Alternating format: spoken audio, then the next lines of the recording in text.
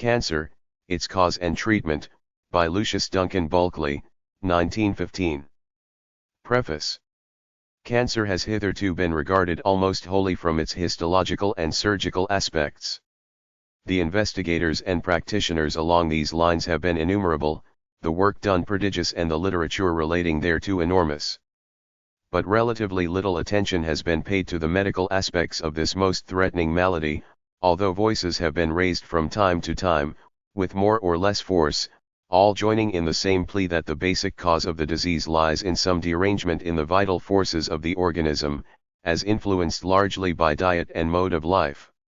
It has, therefore, seemed to the writer that it was time to stop and look at cancer from a broader aspect and by synthesis and deduction to seek to understand some of the underlying causes of malignant disease, also to see if some general principles could not be ascertained upon which could be based an explanation of the views he had long held and of the practice which he had long followed in regard to the prevention and cure of this dire malady. And as his studies progressed he was more and more satisfied that the true solution of the cancer problem lay along the lines indicated, although there was still very much to be learned regarding the details and application of the principles involved. The lectures were prepared for and delivered to practicing physicians at the New York Skin and Cancer Hospital, in connection with the regular Wednesday lectures on diseases of the skin, as I felt that I should give them the benefit of what I felt to be of value in my own practice, private and public. Although holding the views here expressed for many years, I have hesitated writing strongly on the subject before, lest I should be misunderstood or misjudged. For favorable results based solely on a clinical diagnosis of cancer are always doubted. I have also feared lest by advocating a dietetic and medical consideration and treatment of cancer, which possibly might not be carried out exactly, I might really do harm, since some might be led to neglect operative measures in proper cases, at the proper time, and so in certain instances great injury and injustice might be done to the patient and the time pass in which a surgical operation might possibly be of service. But with my views and experience, strengthened greatly by what studies I have been able to make in the midst of a busy professional life, I now feel that I should do wrong in not presenting the results and conclusions of my study and observation. And I wish also to enter my strong protest against the course which is usually followed in regard to cancer, both before and after operation.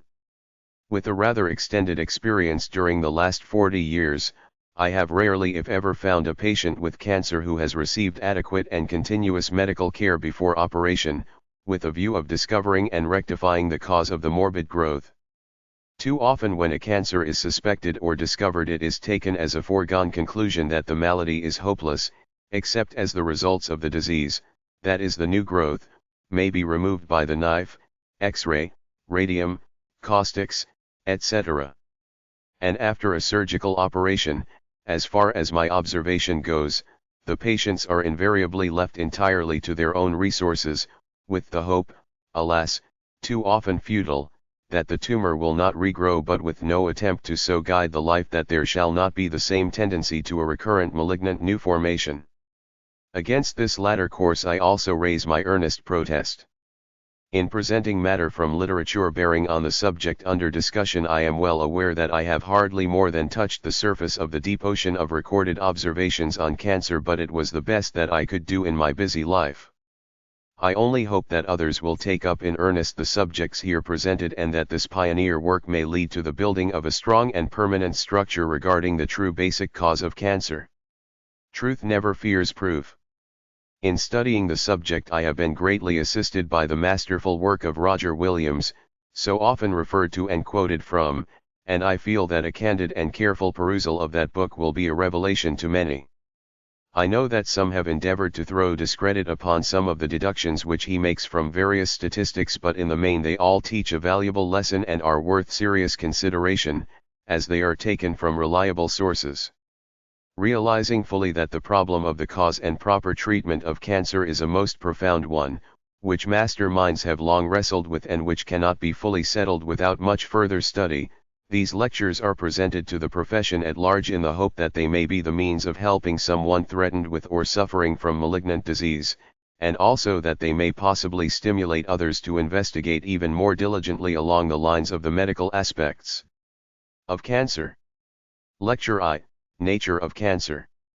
It may be safely said that no disease which has afflicted mankind has received as much attention as cancer, or concerning which there has been as much diligent search to find out its nature and cause. Tuberculosis, which seemed at one time to threaten even the existence of the race, has sunk into relative significance, as we have learned its true nature and conquered some of the causes of its ravages and reduced its mortality very largely. Syphilis, under various names, forms and aspects, was formerly much more of a menace than now, and in earlier years caused veritable epidemics, but is now well understood and controlled. Leprosy is less of a terror than in earlier times, since it has been definitely shown not to be contagious. Smallpox no longer rages, and yellow fever and the plague and hookworm disease have been hunted down by scientific study and the application of proper sanitary and medical measures. And so on in regard to many of the ills which afflict mankind. But cancer has held its own and has even increased in frequency, with rapid strides and bounds in some localities, until now it looms large as a national or even universal scourge. It has been estimated to cause the death of 500,000 persons yearly among the civilized people of the earth, and untold misery and suffering to many times this number.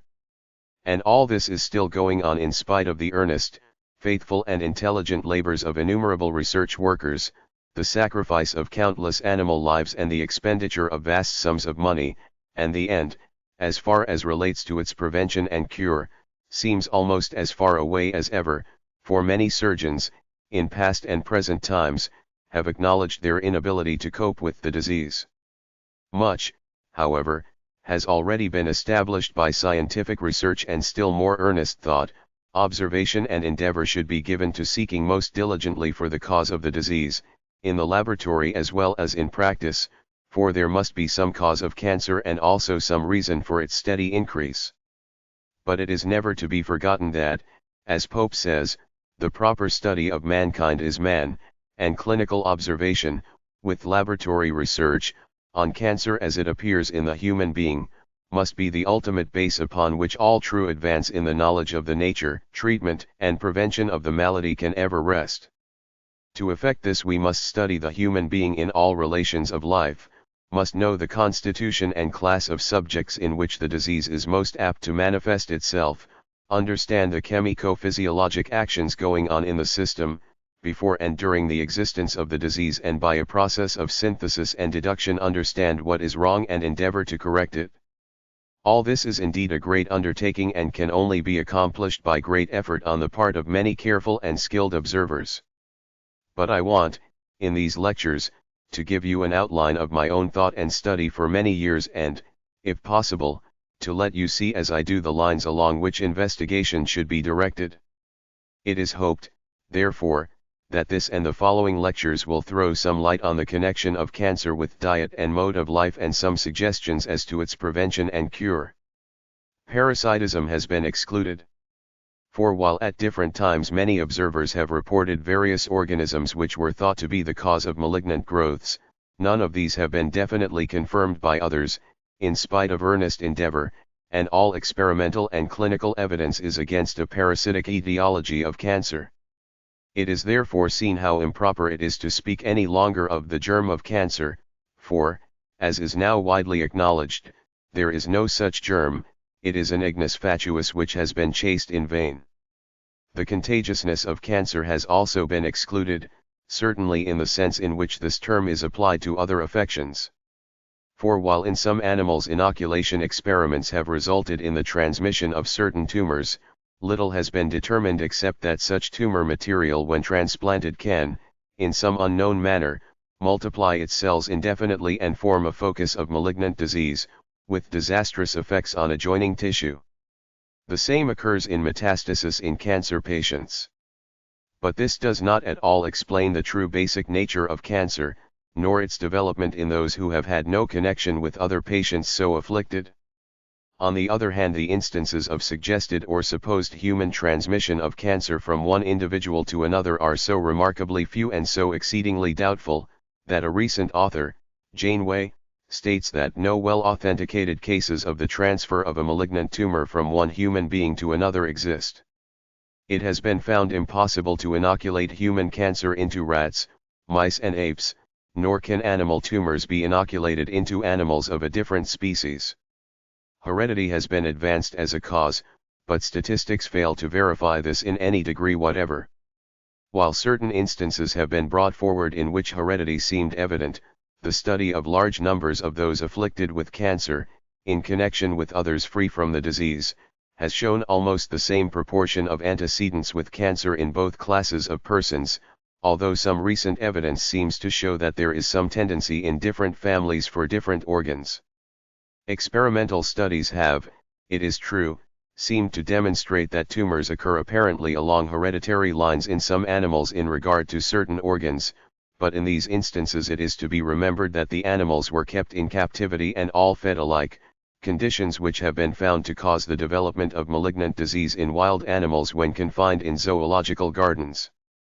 In former years malaria was believed to have an influence in the production of cancer, and some investigators have thought to trace the prevalence of the disease to telluric influences, showing a preponderance of cases along certain water courses, or in certain streets or houses, but no definite proof of such connection has ever been established, and this theory is dismissed by the best authorities.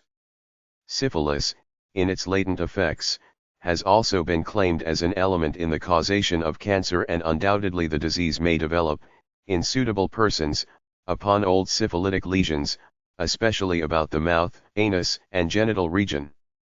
But no one well informed in regard to cancer would regard syphilis as the real cause of the disease. All these and other etiological propositions are no longer considered to be tenable, and the very multiplicity of suggested causes shows that we are yet very far from the true etiology of cancer. Age undoubtedly has a powerful influence in the development of cancer, the vast majority of cases occurring after the age of 40 or 50. But, again, this does not at all explain the true nature of the disease, for only a certain proportion of elderly people are so afflicted, and malignant tumors have been observed in those of all ages and even in young children. The degeneration of tissue belonging to advancing years undoubtedly renders it more susceptible to malignant disease, but this does not explain why one person is affected and not another, nor why the tissues in one locality or another take on this morbid action. More recent scientific study has attempted to show that cancer originates from what are called embryonic rests, or prenatal, wrongly placed, tissue elements, which at some time or other take on morbid action and develop into what we know as the various forms of cancer. Williams says, from a biological standpoint, tumor formation must be regarded as a phenomenon of the same order as reproduction in general. That is to say, as a special form of overgrowth of the individual. But here again it is necessary to determine what causes them at certain times and in certain places to thus proliferate and form new tissue, which then becomes malignant and may proceed to destroy all contiguous tissues and even to cause death. Traumatism has been claimed by many as the cause which determines the activity of the misplaced cells and starts them on their disastrous or rampant course. The various percentages of the cases in which it was believed that traumatism started up the malignant process has varied greatly with different observers, even up to %, or more. But it is far from proven that this is always the case, nor does local injury in any way explain the persistency with which malignant disease, when once started, pursues its destructive and even fatal career, nor can traumatism account for the great tendency to recurrence constantly observed, either in the former site or at some distant focus, through the agency of the lymphatic or vascular system. For of multitudinous traumatisms, even in cancer subjects, how few ever develop into malignant disease. It would seem, therefore, that for the development of the local manifestation of cancer, the tumor or new growth, 3 elements are requisite, namely, a predisposition or suitable blood condition, a local stimulation or irritation of the part affected, upon the site of an embryonic rest. On the basis of the embryonic theory, surgeons have of late most earnestly advocated the very early and complete removal of malignant lesions, including those of suspected malignancy, and even also the removal of many innocent lesions which are observed occasionally to lead to cancerous formation, and unless a better plan can be determined, this cannot be urged too strongly in proper cases. but while early operation has improved surgical statistics, it has not contributed to our real knowledge of the basic cause of cancer, nor has it taught us why those lesions or embryonic rests will remain quiescent for years, or prove harmless in some individuals, while in others they become most formidable agents of destruction. For it is now recognized that these wrongly placed tissue elements are very common anatomical or histological accidents. Indeed, it is claimed that they occur and exist in every individual. And the removal of isolated embryonic rests which have developed into cancer, does not by any means prevent the transformation of other similarly misplaced cells into malignant disease, as the frequent recurrence of cancer after operation demonstrates. The same is true of the many and various forms of treatment other than surgical excision, such as deep-acting caustics and even the X-ray and radium, which, like surgery, only remove the focus of possible systemic infection and do not affect the basic cause of the complaint. This latter is being shown more and more, by scientific investigation and observation, to be associated with metabolic or chemico-physiological changes in the system, and evidence is accumulating that it is dependent upon them. All this leads thoughtful persons to inquire if there is not some deeper, fundamental cause lying back of the trouble, which should be reached and rectified by medical skill and acumen, something to do with the life or diet of a person which renders the tissues liable to take on malignant disease.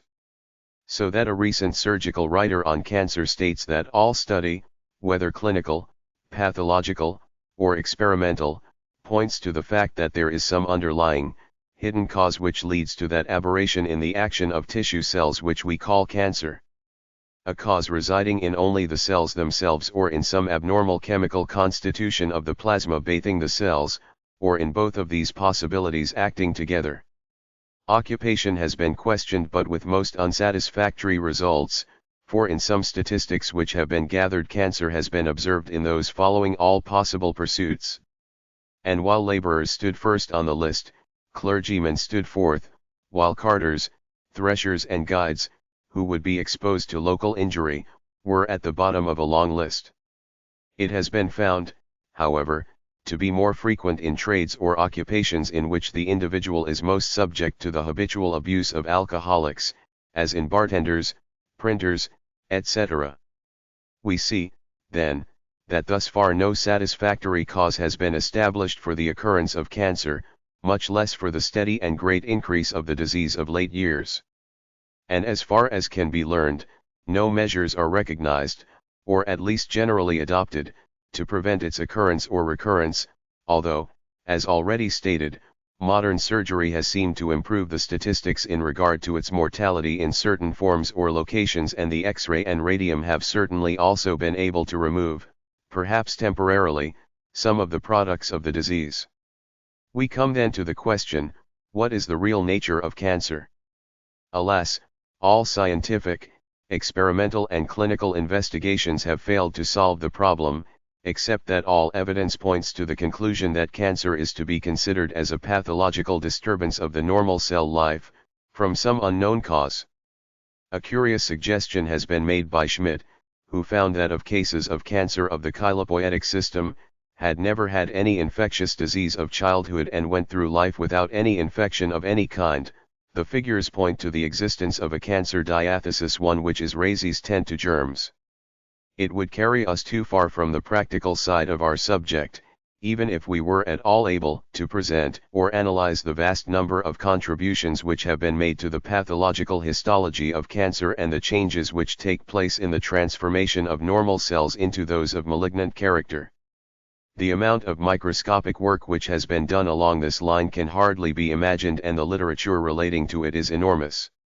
Ewing, accepting the definition that the cancer process is atypical and destructive proliferation of epithelium, quotes Rebert as saying that no one has ever seen the beginnings of mammary cancer. But he does not bring us much nearer to the solution of the cancer problem than we were before. Bainbridge rejects all possibility of a blood condition and finds the only solution of it in the early removal of everything which is thought to lead to cancer, even the simplest benign new formations. But Ewing states that in some cases carcinoma has developed after excision of wholly benign fibroadenoma. and the immense number of cases of recurrent cancer after operations shows that we must look further than surgery if we wish to stay the progress of this formidable disease.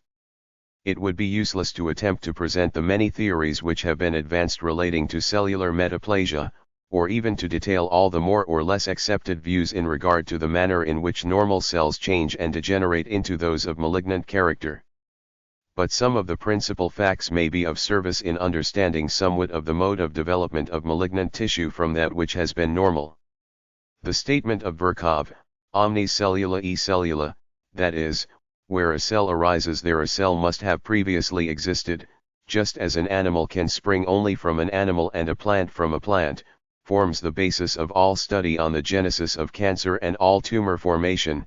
Karyokinesis, or indirect nuclear or cell division, is at the bottom of all growth, both normal and malignant, and the two classes of growth differ only in their methods and activity. In healthy tissue, cell proliferation and destruction proceed in an orderly manner, forming homologous structures, as when the hair and nails are constantly produced from newly formed cells at the root, and the result of this new growth is removed mechanically when the hair and nails are cut from time to time, or the hairs fall out. In the case of the skin, the epidermal layers are pushed forward and finally exfoliated as useless epithelial debris. With the cells composing other, or internal structures, however, the process is different. For here each normal cell reproduces others of homologous structure, and the different parts of the system are thus kept in active service through anabolism, by means of which new cells are formed with renewed vitality, and the older, or effete cells are removed by catabolism. The elements of which they are composed are thus split up into their component parts and carried off by the blood or lymph stream, and are then either discharged as effete substances or reutilized in the system, along physiological lines. Wakefield has pretty clearly shown that the developing cancer cell is the product of subcatabolism, or a suboxygenation, induced by hyperacidity or oxidase deficiency in the surrounding medium of the blood plasma. A great deal of thought, study, and speculation have been given in regard to the behavior of the cells themselves, and strong arguments are adduced for a local cell pathology, that is, regarding the cells as autonomous beings, possessed of morphological and physiological independence. But on the other hand, we must recognize some restraining influence which continually causes the great mass of cells to reproduce those of homologous structure, in an orderly manner, and only very rarely some of them to break loose and form tumors, which may then become malignant and even destroy life. How this restraining influence is modified or withdrawn is, of course, a part of the problem of cancer. Those who maintain their autogenous character lay great stress upon the polarity of cells and the relation of the centrosome to the nucleus, indicating a change in the polar axis in cells about to be cancerogenic, as does Ewing in his recent classical study of precancerous lesions. But whatever changes are observed microscopically, we must recognize that the cells themselves must be influenced ultimately by that mysterious force which we call life, which ends with its extinction from the body as a whole, and which is ultimately related to nerve action. We must also recognize that the cells everywhere depend for their life and activity upon the plasma in which they are bathed and from whence they draw their sustenance, and this plasma is renewed day by day from the food and drink taken. Students of cancer are more and more recognizing and acknowledging that all these phenomena, apparently so different, are merely protean manifestations of one common process which underlies and is the cause of them all, to wit, cell growth and proliferation. The particular outcome of the process in any given case is due to the influence of the conditions of nutrition, understanding by this term the whole of the material changes wrought in the organism through its relation with the surrounding world. This being so, it is easy to understand how, under favorable conditions, certain cells may take on independent action, growing and multiplying without regard to the requirements of adjacent tissues and of the organism as a whole. There seems to be some reason to support the view advocated by Williams, that tumor formation and growth are but forms of agamogenesis, or non-sexual reproduction of cells, distinctly related to the decline in growth of the body in general. Hence, while the forces of growth, development, and reproduction are in greatest activity, the tendency to this disease is relatively small. But when growth declines and nutrition is relatively low, the cells undergo gemation, Owing to perverted nutriment and thus hyperplasia and not inflammation is the starting point of every neoplasm. Experimental work has time and again demonstrated that cell growth, either good or bad, is modified in no uncertain way by the character of the nutrition furnished.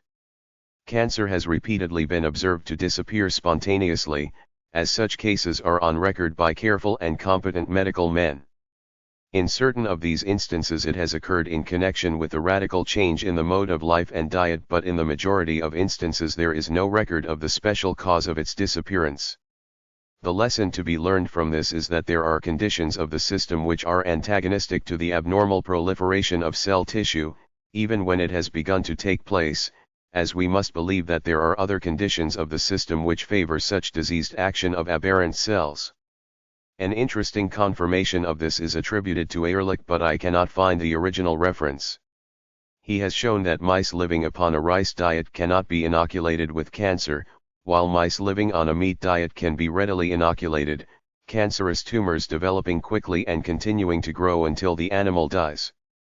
Ehrlich also found that when mice with cancerous tumors, the result of inoculation, were placed upon a rice diet, the tumors ceased to grow and in many cases degenerated and disappeared. Valuable corroboration of this has been given by Sweet, Corson, White and Saxon.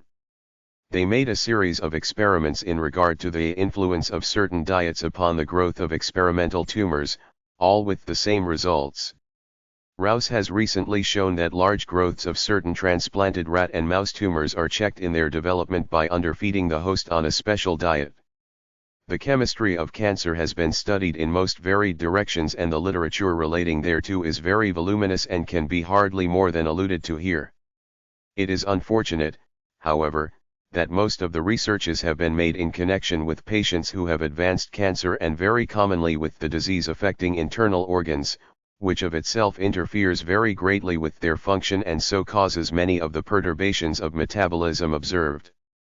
What is needed are researches in regard to the metabolism of patients before the development of the disease, or in its earlier stages, before it has exerted its injurious effects on the system, in order to learn of the causes which lead up to and induce the wrong action of the cellular elements, whose invasion and malignant action subsequently become so serious. It is quite impossible in these lectures to enter at all fully upon the various biochemical studies which have been carried on in regard to cancer, but brief mention will be shortly made of some of the salient points. Not only has the structure of carcinomatous tissue been examined chemically, but the blood and urine have been submitted to most painstaking investigation, and metabolism in general has been studied in almost all possible directions, in the search for the cause of cancer, and yet, as BB says, no phase of metabolism has been described in cancer which does not have a counterpart in non-cancerous conditions. But, as previously mentioned, all these observations and studies have been largely made upon advanced cancer cases, when the system has already felt the unsettling and depressing effect of what is probably an injurious secretion from the deranged and actively proliferating cells of the cancerous mass. In a later lecture we will consider some of these matters in so far as they have relation to the dietetic and medical treatment of cancer. The essence of our study thus far has been, that in every instance what is called malignant disease is but an aberrant action of originally normal body cells.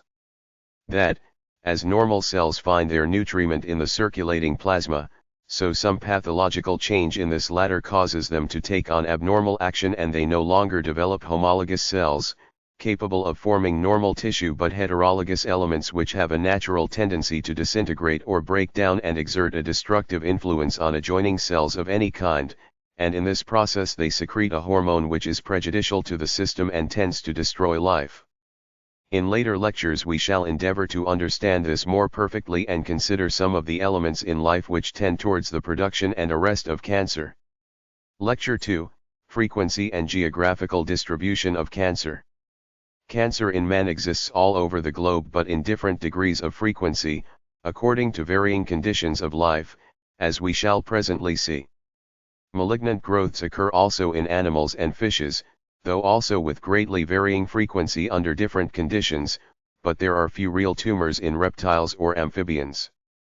Tumors are also occasionally found in vegetable organisms, presenting increased growth and proliferation of cells, arising from adventitious, or abnormally evolving buds, as also from parasitic and other external irritants. While these vegetable tumors are very interesting and in a measure instructive, in regard to the peculiarities of cell growth which they exhibit, they bear, of course, no relation to cancer in the animal kingdom, although some have endeavored to argue otherwise. There is, however, a certain suggestion of analogy to be found in the observation made by one writer, that the origin of buds, as well as their subsequent development, is chiefly determined by the conditions of nutrition. Wherever there is an excess of nutritive material, capable of being utilized for growth by the cells of the part, there buds may arise. We shall see later that the same thought applies to cancer in man and animals, when we come to the consideration of the relation of overindulgence along certain lines of eating and drinking to cancer. Cancer has well been styled a disease of modern civilization, like tuberculosis, although of quite a different nature.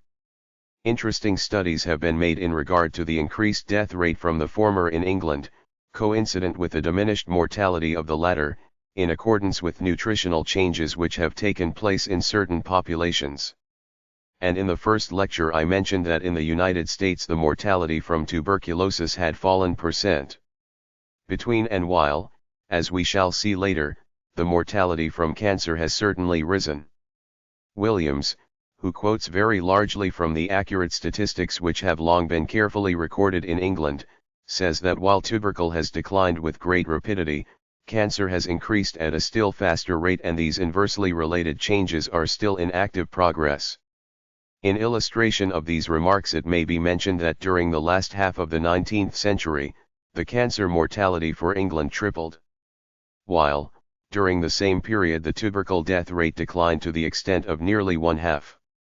Unless some great change in the national habits takes place, of which there is at the present no well-marked indication, cancer will ere long claim more victims than phthisis, as is already the case in many localities, e.g., Hampstead, Clifton, Bath, etc. He further says, I regard this decline in the presence of tuberculous diseases as the direct outcome of the better food and improved hygienic conditions, for which we are indebted to our increased national prosperity.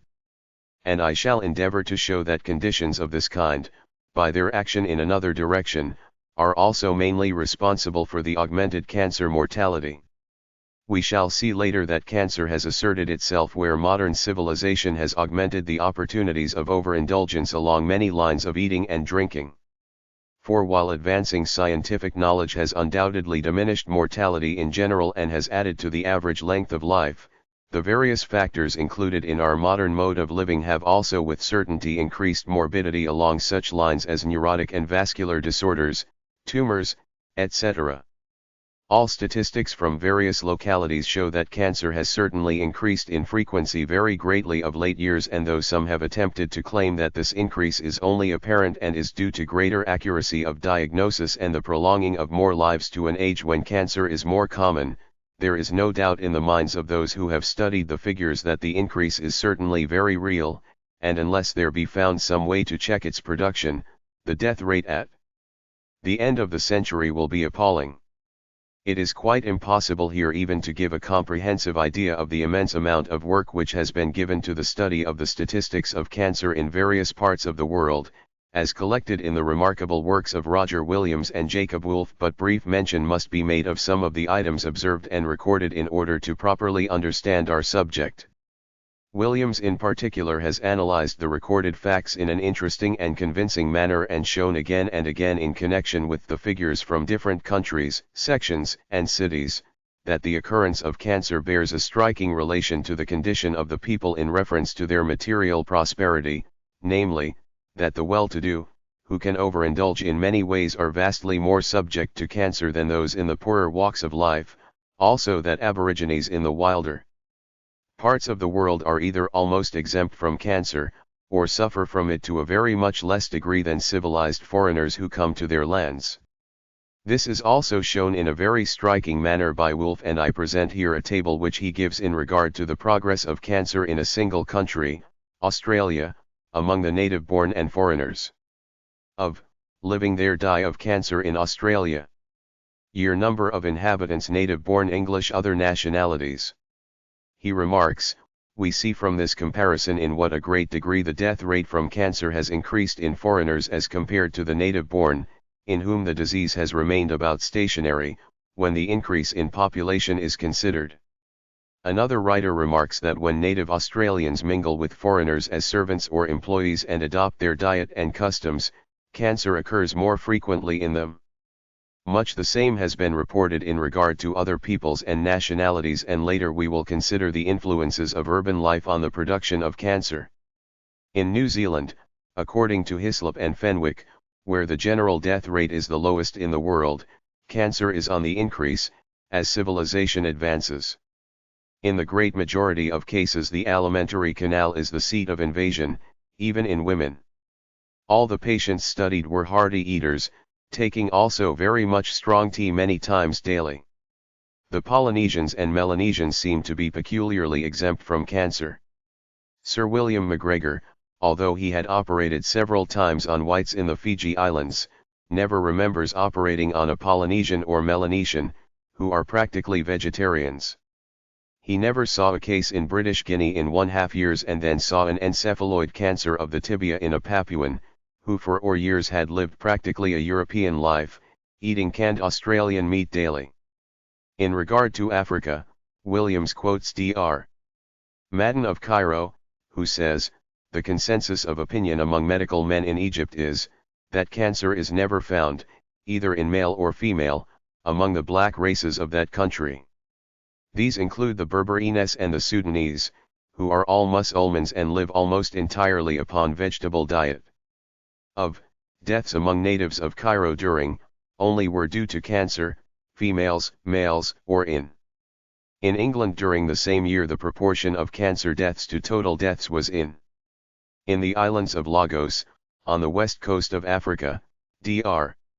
Johnson, in years practice there saw cases of cancer in natives all of whom lived as Europeans. In southern Africa, among the Boers and Europeans, who are large flesh eaters, malignant tumors are common. But among the natives, who are mainly vegetarians, these tumors are so rare as to be almost unknown. Renner reports interestingly in regard to cancer among the descendants of liberated Africans or Creoles, in Sierra Leone, Africa. During years, from 2, there were but cases recorded as malignant disease among, admitted to the colonial hospital. In the next 10 years there were among a total of, a slow but steady gain in cancer incidence, with the advancing influence of the white man.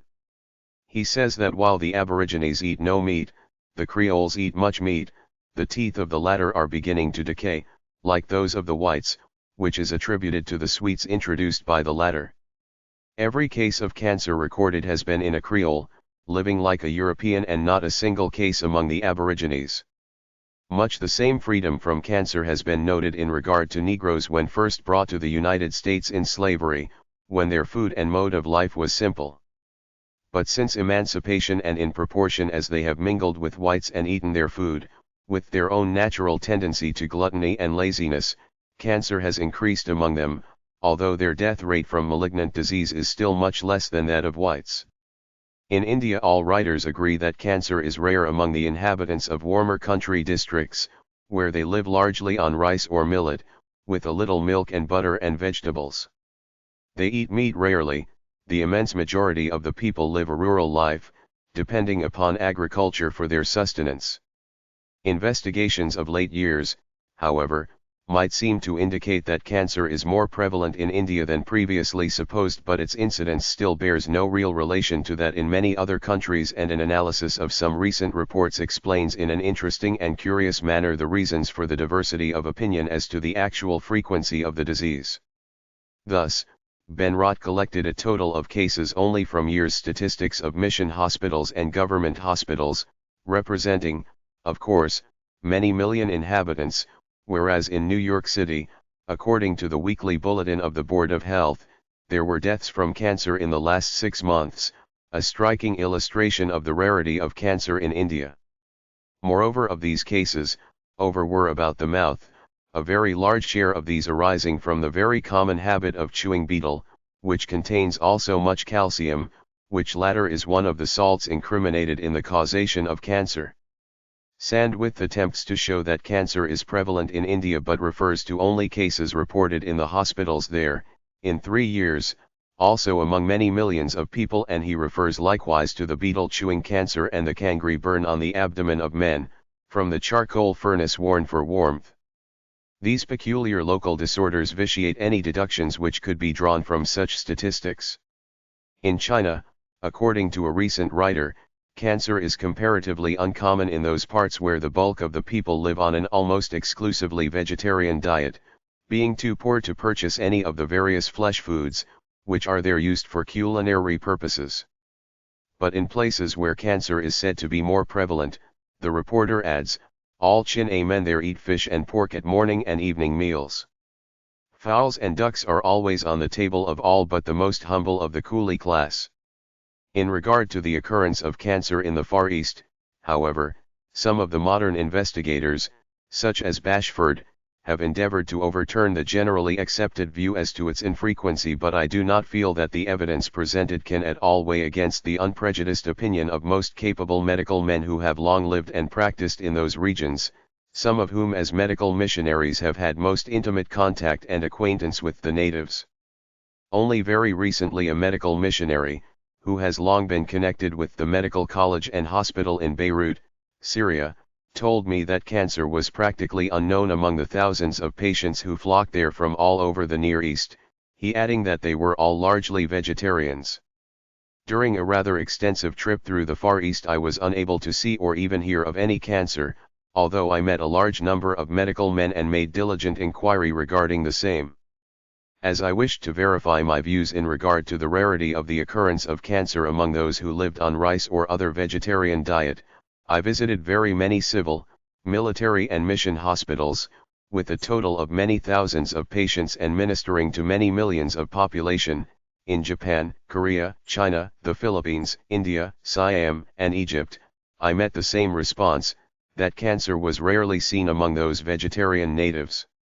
Brazil is credited with having the lowest cancer record of any portion of the Western Hemisphere, especially among the natives in the equatorial regions, while in the Argentine Republic, where meat is known to be largely consumed, cancer is fairly common.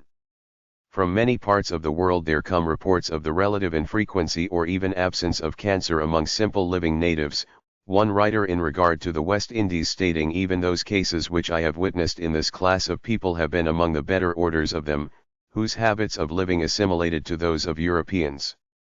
England and Wales present the most satisfactory field for the study of the progress of cancer, as the national vital statistics have been well kept since, even at that time under the able direction of William Farr, they had already acquired a well-deserved reputation for reliability, as Williams remarks, from whom I shall freely quote. In that year, there died of malignant disease in England and Wales of the total population, of the total mortality, or per million living. The deaths, due to this cause were of the total population, of the total mortality, or per million living. Thus, while the population had only a little more than doubled, the cancer death rate per million living had increased 5-fold. Dr. Williams answers by figures and tables the several objections which have been raised in regard to the actual increased mortality from cancer, as it has been repeatedly claimed that the increase is only apparent and not real. Thus it has been asserted that it is due to mere increase of population, to the average age of the population having advanced, and to improved diagnosis and more careful death certification. Time does not admit a full presentation of his statistical refutation of these claims, to which he devotes some pages very convincingly, but it can be safely accepted that for some as yet unknown reason, cancer has made strides in England which are truly alarming.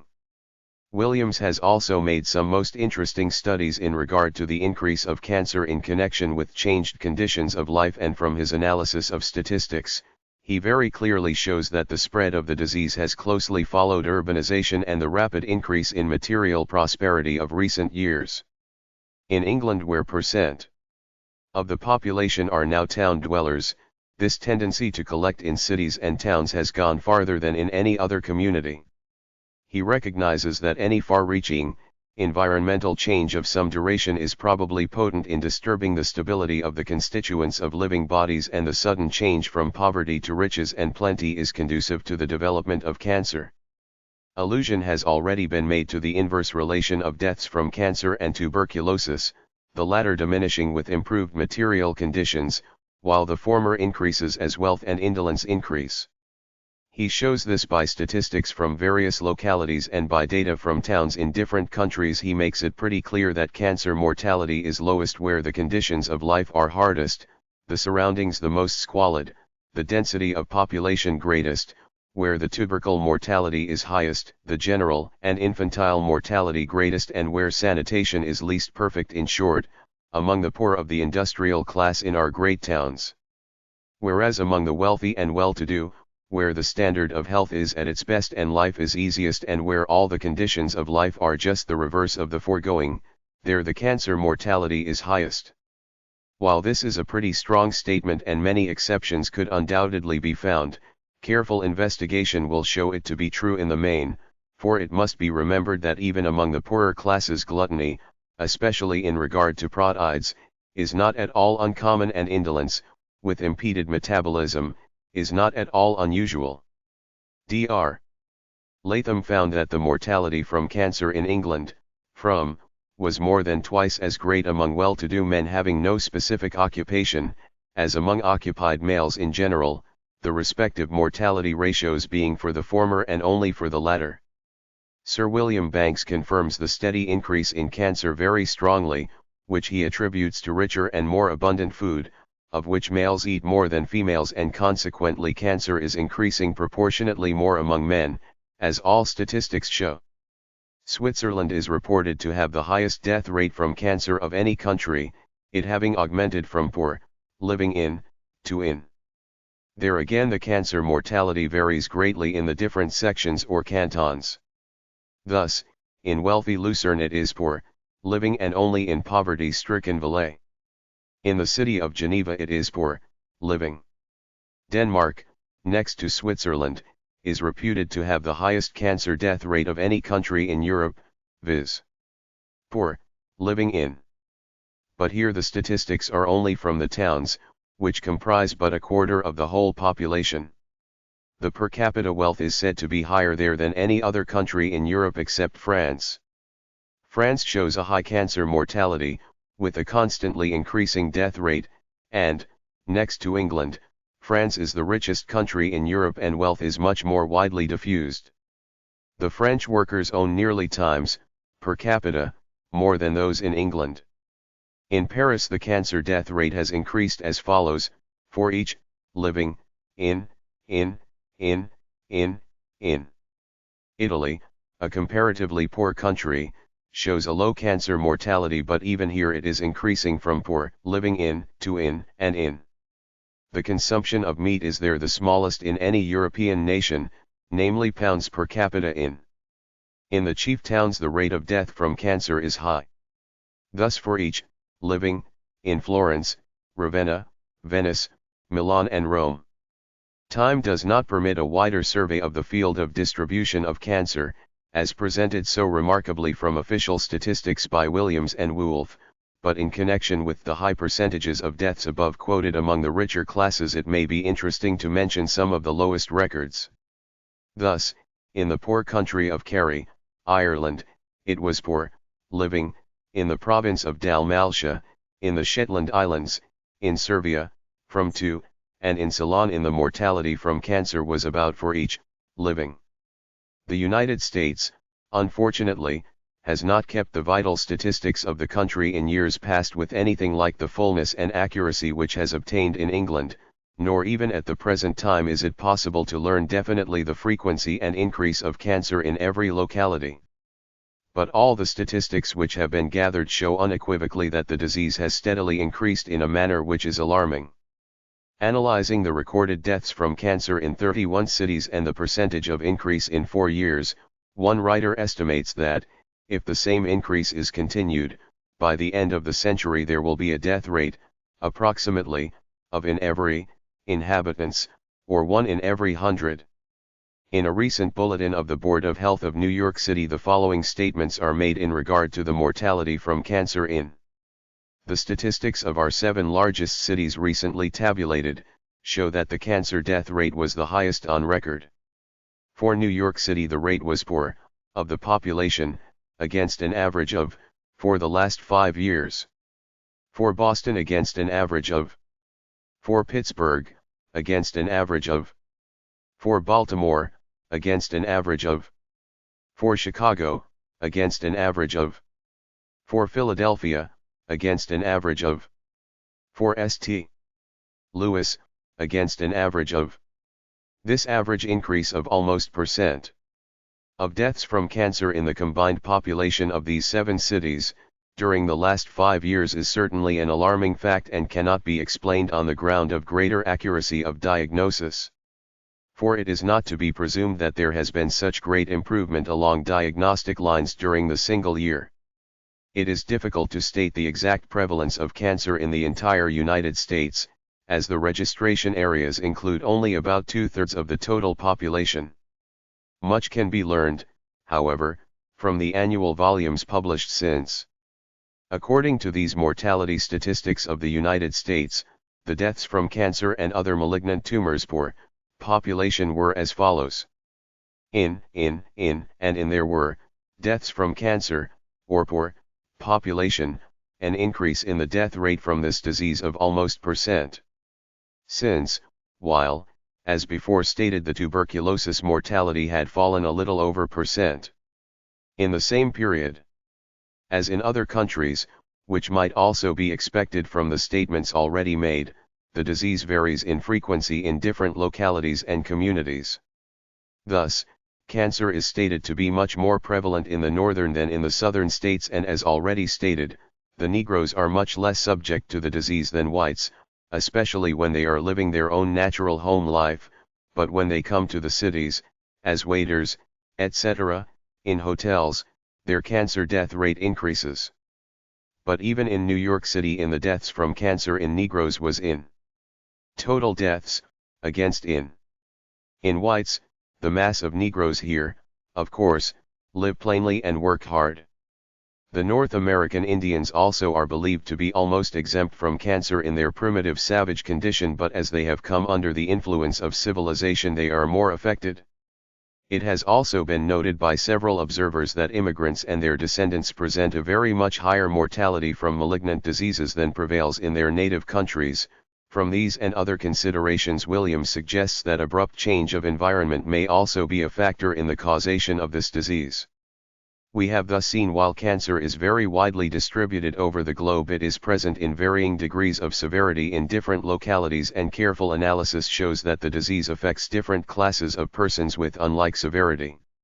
All these statistical studies and observations serve to confirm the statement made earlier that cancer is a disease of so-called civilization, and that it has increased in proportion as human beings have come under the influence of wealth and consequent luxury and overindulgence, with bodily inactivity.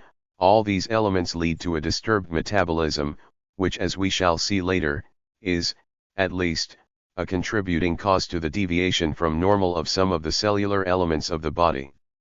It also appears that some of these metabolic shortcomings have to do with a disturbed nitrogenous balance, which is due to the constantly increased consumption of meat. The meat consumption in the United States had reached the high figure of pounds per capita, as I learned recently from Washington, a far greater amount than in England, pounds, as already stated, and with this steady increase in the use of nitrogenous food, cancer has also increased by leaps and bounds in both countries.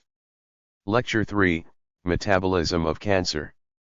In the first lecture we saw that cancer was an alteration of the normal cells of the body, whereby they take on a malignant action and continue to do so, destroying contiguous tissues and leading to a lowered vitality, with an apparent poisoning of the system, which finally causes death.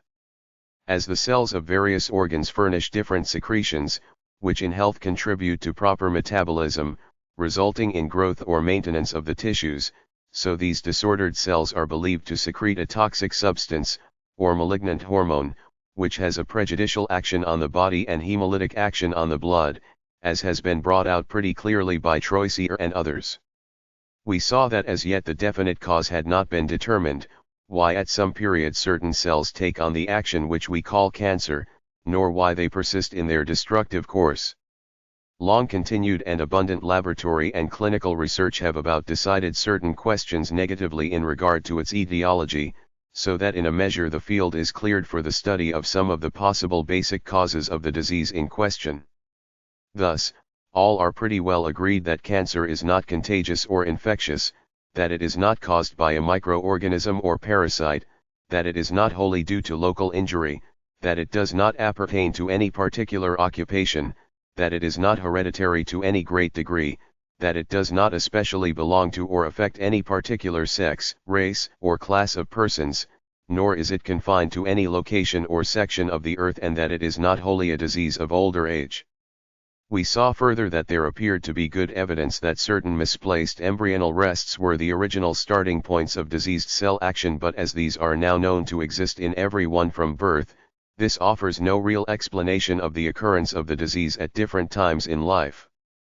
It is, of course, quite possible that local injury of one kind or another may be the exciting cause which determines that a cell or group of cells shall revert to its original reproductive activity, as Williams contends that the process is one of agamogenesis, dependent upon excessive and faulty nutrition.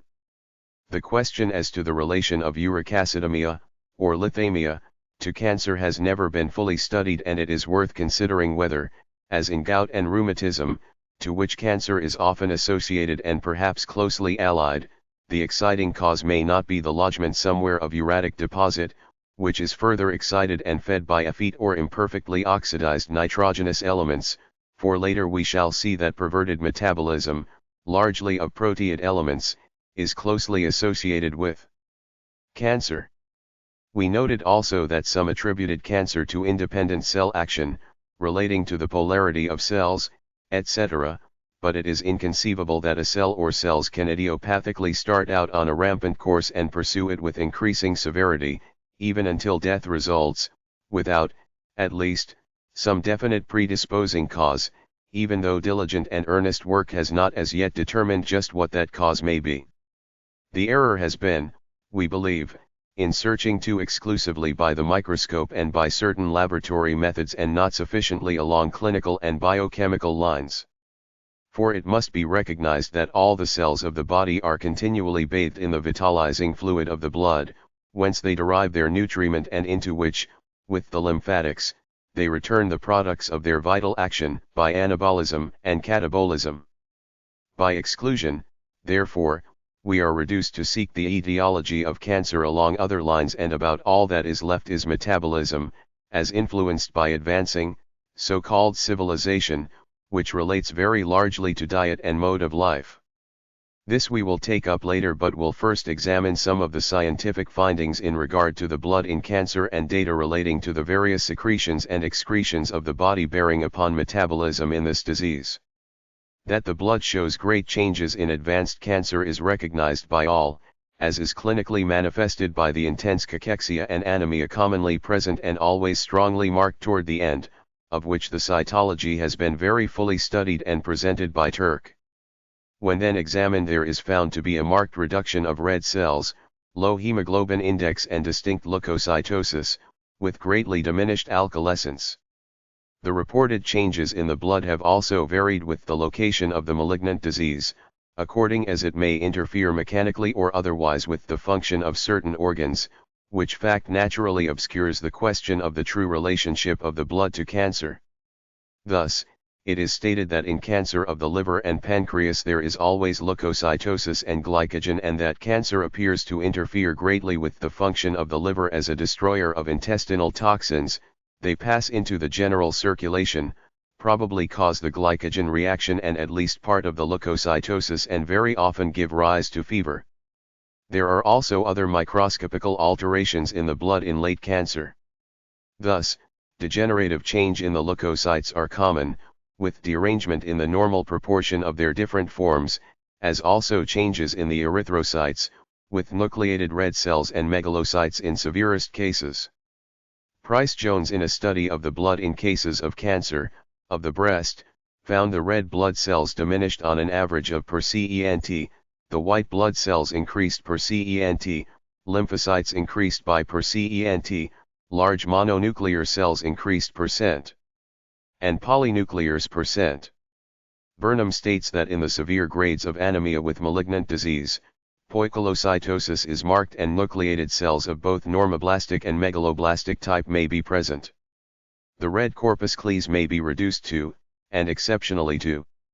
Colon-Rectal, in a very technical study of blood from cancer subjects, observed very great increase in the resisting power of the red blood cells to osmotic tension, that is, in regard to their hemoglobin, which he believed to be of diagnostic value in doubtful cases.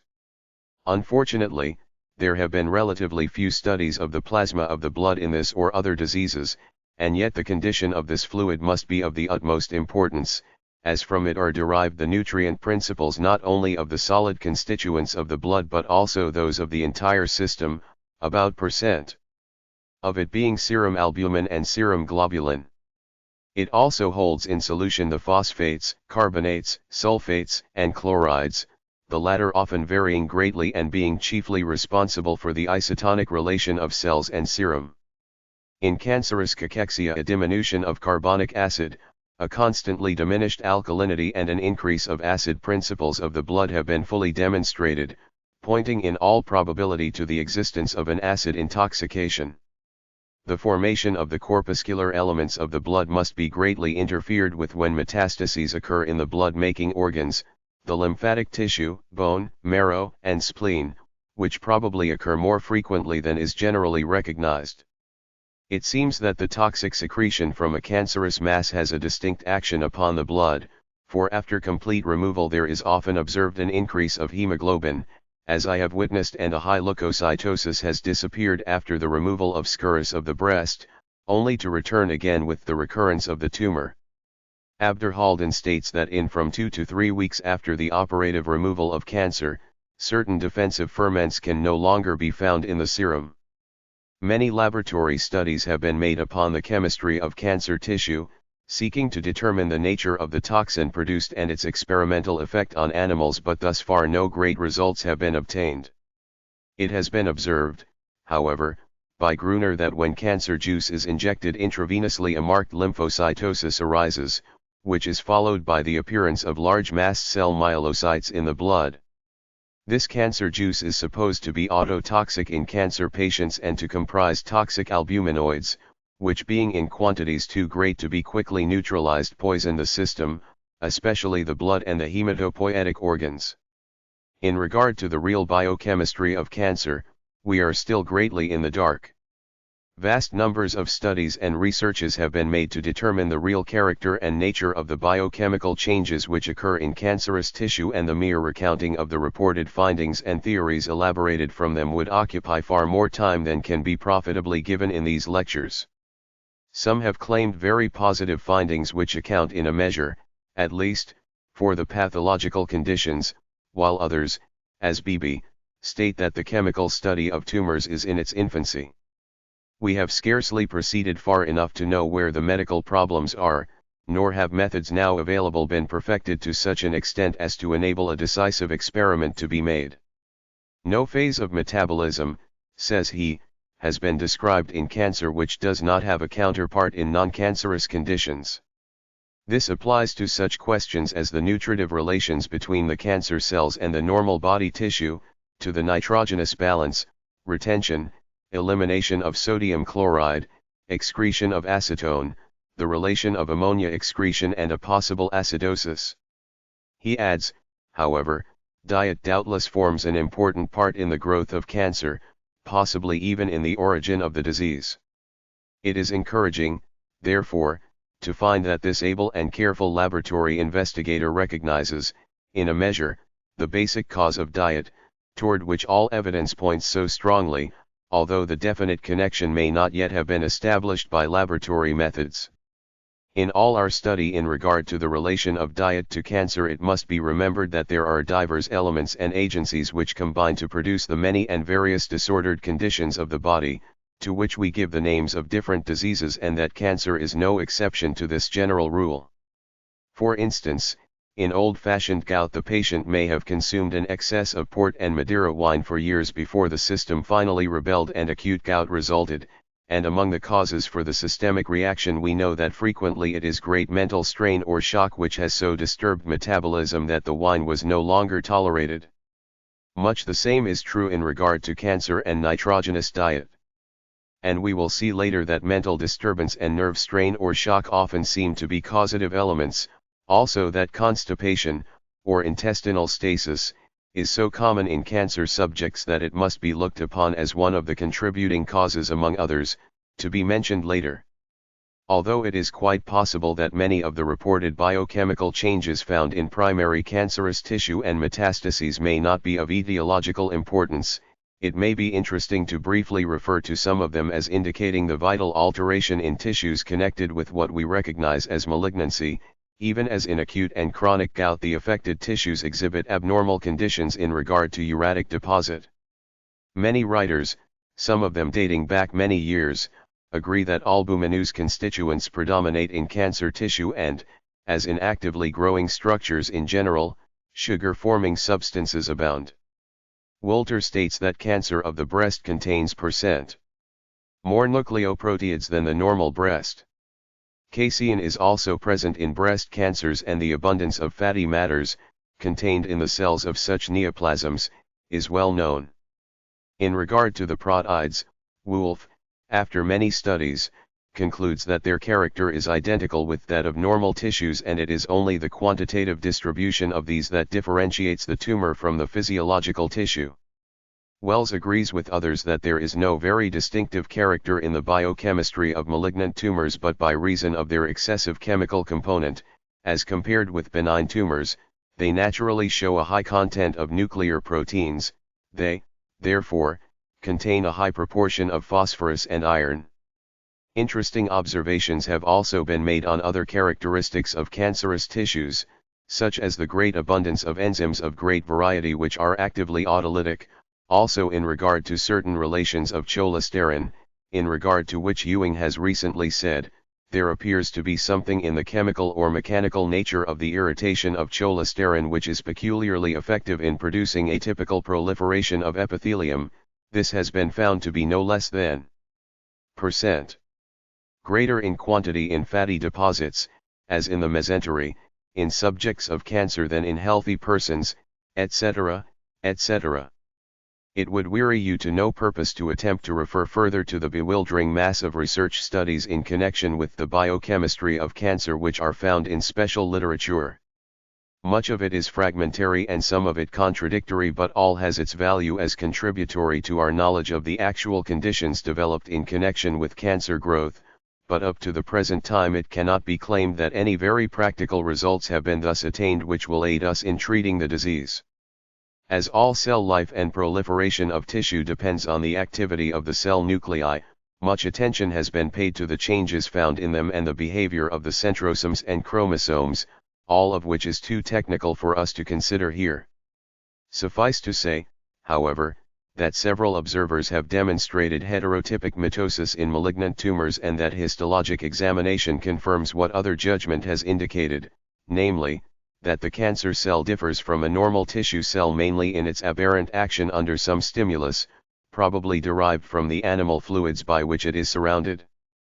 Thus we come back to our original proposition, for these fluids are, of course, but a reflection of the nutrition of the body or diet, as modified by the action of the various organs, including the internal secretions.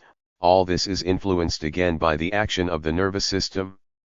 It is difficult to produce definite proof in regard to the influence of nervous and mental strain and shock in the production of cancer, but careful observers have long claimed that there is such an influence, and from what I have seen I am firmly convinced that in some way these conditions often do so disturb the metabolism, or otherwise operate, in such a manner that cancer results. The influence of the mind upon the body is unquestionable, as has been so fully illustrated by Tuke, and from what I have observed I cannot doubt but that the mental depression common in those with the beginning of a process which they fear might result in active cancer, has much to do with accelerating its growth, whereas, on the other hand, the hopefulness which can arise with the attempt to change the diseased process by diet and proper medication, has much to do with the favorable results which may follow in suitable cases. In the same way, the constant fear of recurrence after operative removal can have its share in inducing and perpetuating the metabolic error which excites the tissues to renewed cancerous action. I know that some of you will think that this is fanciful theorizing, but many a scientific fact, in many branches of science, has been worked out from a theory which at first has seemed fanciful. We will now consider some of the data which have been recorded in regard to the relation of the secretions and excretions of the body to cancer, including the internal secretions. Much labor has been expended, by very many observers, upon the analysis of the urine in connection with cancer, as that might be expected to reveal the metabolic changes connected with this disease. While many departures from the normal have been reported, and while under complete volumetric analysis the urine of a subject of cancer is rarely if ever that of health, it cannot be said that any definite and specific changes have been established which may not be found in those without cancer, although there have been several who have so claimed even diagnostic signs from the urine. But volumetric analysis is often of great service in guiding the nutrition and medication of these patients, and gross errors are continually met with, which have the greatest bearing on the case in hand, as indicating very great metabolic disturbance. And constantly the urinary excretion will be found to be extremely deficient, both as to its quantity and its total solid elimination. In one very interesting case of cancer of the breast, in a stout, flabby lady, in private practice, the total daily quantity of the urine, measured for weeks, is always very far below the normal amount, and in spite of active medication it seems almost impossible to raise the total daily solids excreted in the urine, to more than 1/2 of that called for by the weight of the patient. We may now briefly consider some salient points reported in connection with the urine in cancer. As remarked in regard to other elements in the study of the disease, it would be very desirable to have a knowledge of the urine in precancerous stages of health, or ill health, and also in very early cancer, likewise after surgical operations, that we might better understand the metabolic changes which lead up to malignant disease. But unfortunately these are exceedingly few and unsatisfactory, and almost all the studies have been made in advanced cancer, and often when the disease has affected vital organs, or when by its own poison it has disturbed the workings of the economy. Many observers agree that there is a disturbance of proteid metabolism in cancer, and dependent upon this many deviations from normal are found in the urine, some of which in turn are related to the inanition which occurs. The urea is almost invariably diminished, often very greatly, as I have verified time and again in many cases.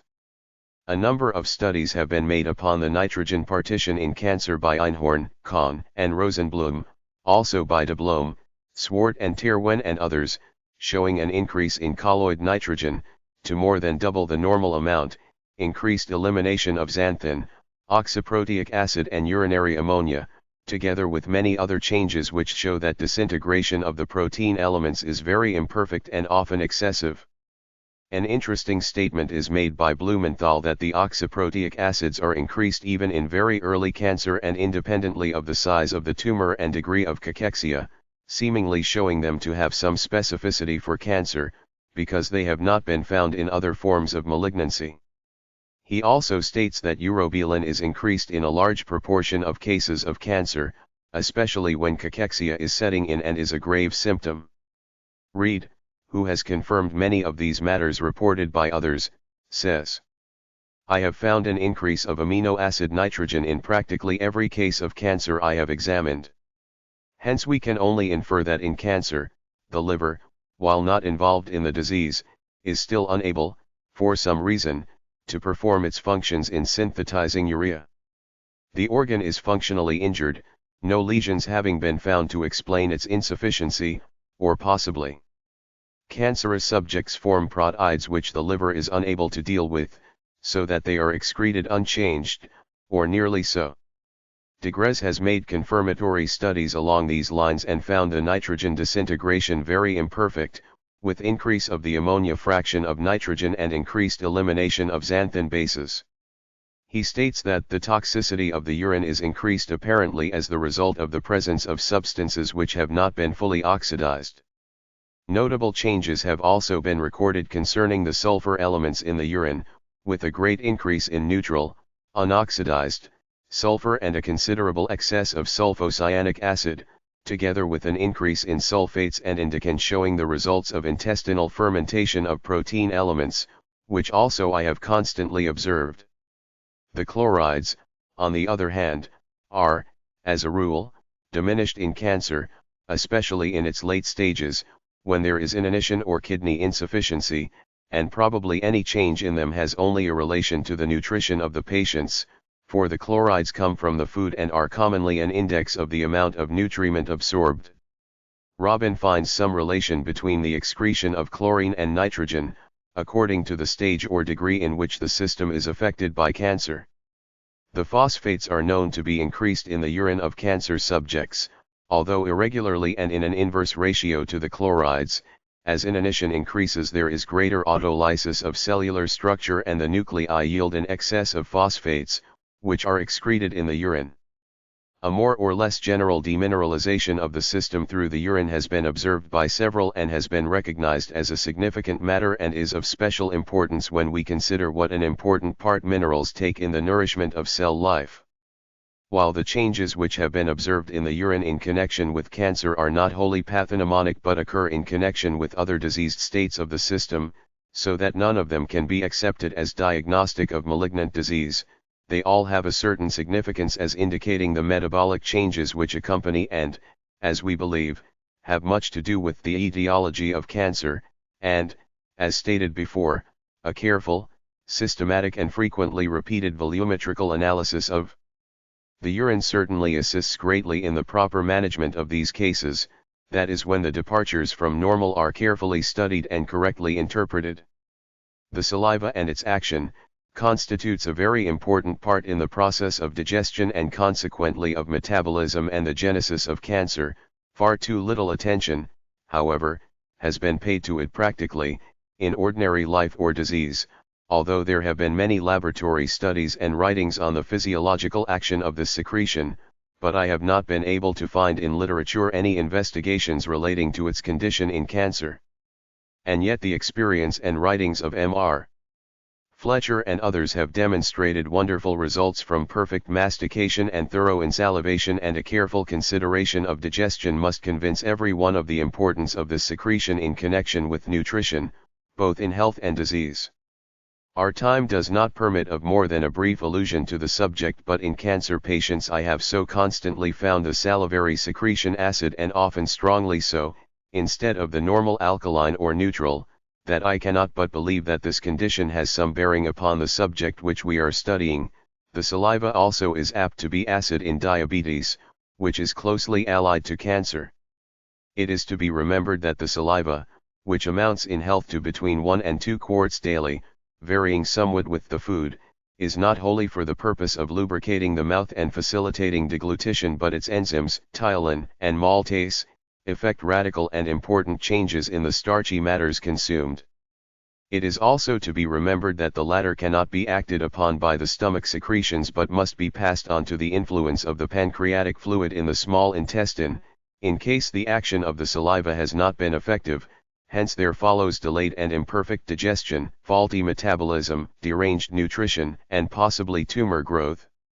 The importance, therefore, of very slow eating, thorough mastication and perfect insalivation cannot be too strongly insisted on, both as an element of importance in the prevention of cancer and also as a curative measure in patients in whom the diseased process has already manifested itself.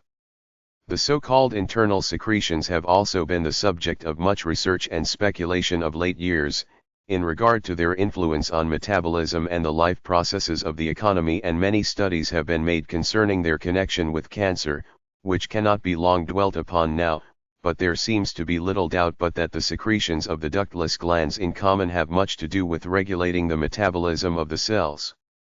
We know, for instance, that disease of the pituitary body produces bone disorder, resulting in gigantism, that thyroid derangement results in myxodema, and that disease of the suprarenal capsules gives rise to Addison's disease, or bronzed skin, and it is not at all impossible that the derangement of secretion of one or more of these and other organs may be an element in the disordered action of certain epithelial cells, resulting in cancer. Harrower calls attention to the fact that cancer is essentially a disease of that period of life when certain of the ductless glands lose their normal function, this loss entailing related changes in the whole chain of interrelated functions of the ductless glands. The suprarenal glands by their secretion have, as we know, great vasoconstrictor influence, and their complete removal is followed by death. It is more than possible that some failure in this secretion allows the exuberant blood to supply cancerous growths. Sigis says, certain growths, particularly the more malignant forms of sarcoma and carcinoma, seem closely connected with adrenal insufficiency and its normal consequences, and there have been some clinical and research data confirming such a conclusion. Sigis further says, the adrenals, as supporters of the thyroid apparatus in the defensive process and in sustaining oxidation, metabolism, and nutrition, seem to offer a new clue to the pathogenesis and treatment of cancer that is worthy of further inquiry. The pancreas has been thought to have some influence in a perverted metabolism leading to cancer, Kala stating that there is a retention of silica in that organ in cancer patients, to even double the normal amount. A treatment of cancer introduced by Beard, also strongly presented by Saleabi, trypsin and amylopsin, the enzymes of the pancreatic fluid, excited some attention a while ago, but unfortunately no satisfactory results have thus far been obtained from this line of medication, as was fully demonstrated by Bainbridge at the New York Skin and Cancer Hospital, in 100 cases. The pituitary gland by its secretion has undoubtedly some coordinating power, with the adrenals and thyroid, over the processes of metabolism, and a number of observers have regarded it as of importance in connection with the genesis of cancer. Little has recently reported some cases of cancer in which pituitary extract with that of the pancreas has produced remarkable results. The thyroid is now recognized as playing an important part in assisting metabolism and, like the adrenals and pituitary, its complete removal, with the parathyroids, in animals is followed by death. While the study of the hormones is still in its infancy, there seems to be no question but that the endocrinous glands act conjointly, the one influencing the other, and that together they exert a very great influence in the life processes of the body and on the behavior of its component cells. The thyroid has been shown to be one of the main factors in the management of calcium within the body, which is believed to be an element in cancer and enhances the catabolism of toxic wastes, which are etiologic elements in this disease. Many have reported favorably on the effect of thyroid feeding in cancer, and after an experience with it in many cases I am convinced that it has been one of the means which contributed to the good results obtained. On the other hand, it has been claimed by Stuart Lowe that the surgical removal of the thyroid, or part of it, or ligation of the thyroid blood vessels has arrested cancer, in several cases. Thymus gland feeding has also been reported on favorably by a number of observers, Rodenberg, Bullock, and Johnson, also Guire, they reporting relief of pain and improved general conditions, notably gain in weight and increased hemoglobin in all but one of 16 cases, though some of them died. On the other hand, Ross reports most unfavorably on the administration of thymus, which he gave to some inoperable and hopeless cancer cases, in which he said that in 2 or 3 weeks the tumors had quadrupled in size and the condition of the patients was very much worse. The same occurred also when some cancer patients were given calcium salts freely. Ross makes some interesting suggestions in regard to the thymus and its relation to calcium and magnesium. These latter are freely utilized in the growth of bone up to the age of 25 years, by which time the thymus gland has quite disappeared, but after this time these salts tend to have pathological relations in various tissues, and also cancer becomes frequent. The internal secretions of the testicles and ovaries are also thought to have some share in metabolic processes, and observations have been made in regard to their influence in cancer. Thus Cohen reported that Beatson's operation of castration for cancer, done first in, had been repeated by many, so that Lott had reported cases including his own. Of these in %, the operation caused a distinct improvement in the cancer. In cases the improvement persisted for a year, in cases for 1/2 years and in one case for over years. Cohen operated on 7 women with remarkable results. In 2 cases life was prolonged and years respectively. Others, however, have shown by statistics, that damage to the ovaries by disease, or their removal by operation, greatly increases the proclivity to cancer. Several writers have connected cancer with the waning of the sexual powers, and the suggestion is made by Sherrington and Copeman that in the period which antedates the cancer age, the reproductive glands, by means of internal secretions, are able to inhibit the growth of cancer. In looking back over what has been observed in regard to the secretions, including those of ductless glands, we see that very strong evidence has accumulated to show that they have a very intimate connection with the development of cancer, as was to be expected, since they are very important factors in connection with metabolism. We have also seen that while there has not been demonstrated any very definite and specific change in the biochemistry of tumors and no specific enzymes or poison secreted by cancer cells which can communicate the disease, there is evidence that the disordered cells secrete a something which deranges the blood and ultimately tends to end life, for the blood in advancing cancer undergoes very radical, degenerative changes, some of which improve decidedly when a cancerous mass is removed surgically but return with the regrowth of the tumor. We have also seen that the urine manifests alterations which show a disturbed metabolism and that the saliva has an abnormal acidity leading to disturbed amylaceous digestion. We have further seen that there is evidence that the internal secretions of many organs, probably, through their influence on metabolism, are factors of importance in connection with the genesis and cure of cancer. Littlewell says, cancer is a disease of disordered nutrition, as a result of which cells revert to a primitive stage, which permits reproduction. The disordered nutrition is due to relative hypofunction of the ductless glands. In later lectures we shall consider the basic causes of this deranged nutrition, which, as has been already intimated, has much to do with diet and the various elements of life which tend to induce functional and other derangements of the system, many of which are included in and influenced by what we term the advance of civilization. Lecture 4, Relation of Diet to Cancer. In our earlier lectures we saw that cancer was undoubtedly a diseased action of originally normal tissue cells, due largely to perverted metabolism, the special features of which were brought out last week. In the second lecture we studied the frequency and geographical distribution of cancer, which was found to be very different for various peoples in diverse sections of the earth and which we saw was proportioned in a great measure according to their diet and mode of life. In this lecture we will examine into the details of these matters more particularly and endeavor to discover their practical bearing upon the prevention and cure of cancer. For the proper understanding of the relation of food and drink to cancer and the satisfactory application of the principles involved, it is necessary to bear well in mind the chemistry of the body and the relation to nutrition of the various elements which contribute to form healthy and diseased tissues. The human body is composed of some 15 different elements, the relative proportions of which may be understood by the following table from Sherman, which represents probably as approximately correct an average as any that can be given. Composition of the human body. Percent. Oxygen, about. Carbon, about. Hydrogen, about. Nitrogen, about. Calcium, about. Phosphorus, about. Potassium, about.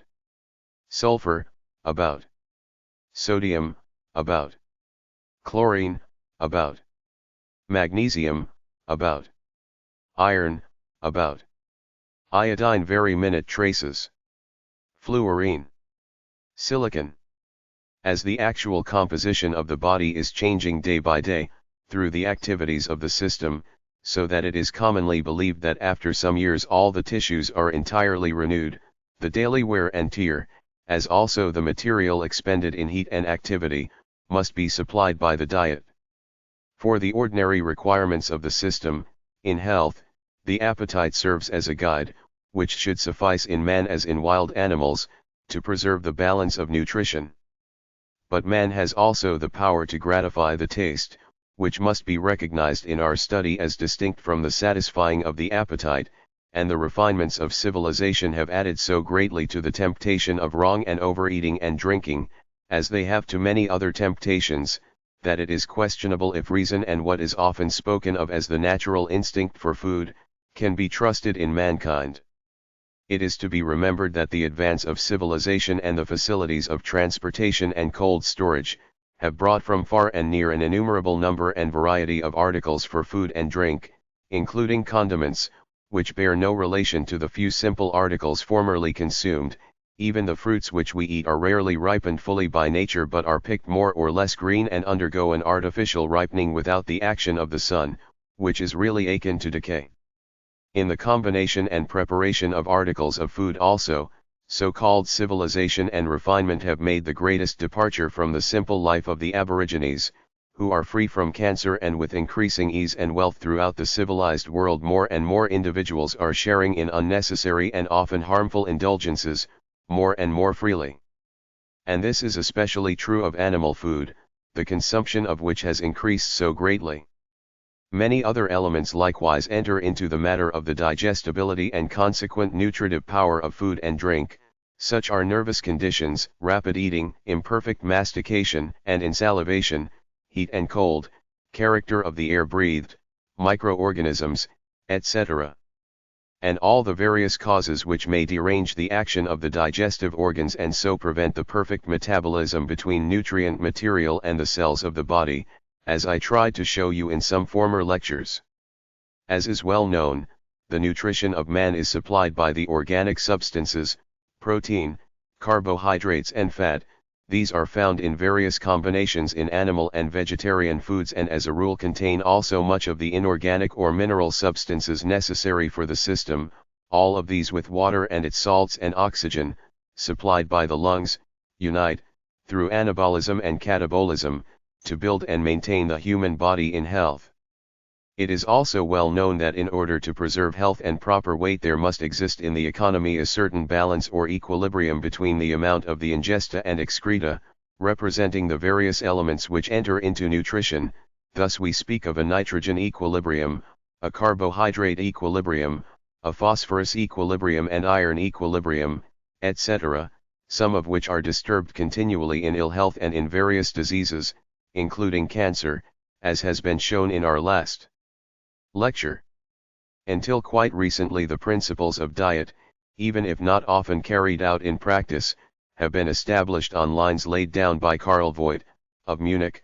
This eminent physiologist, after studying the dietary habits of various classes of workers, claimed that the adult man of pounds, doing moderate muscular work, requires daily grams of protein or albuminous food, grams of fat and grams of carbohydrate, with a total fuel value of large calories, in order to maintain the body in equilibrium.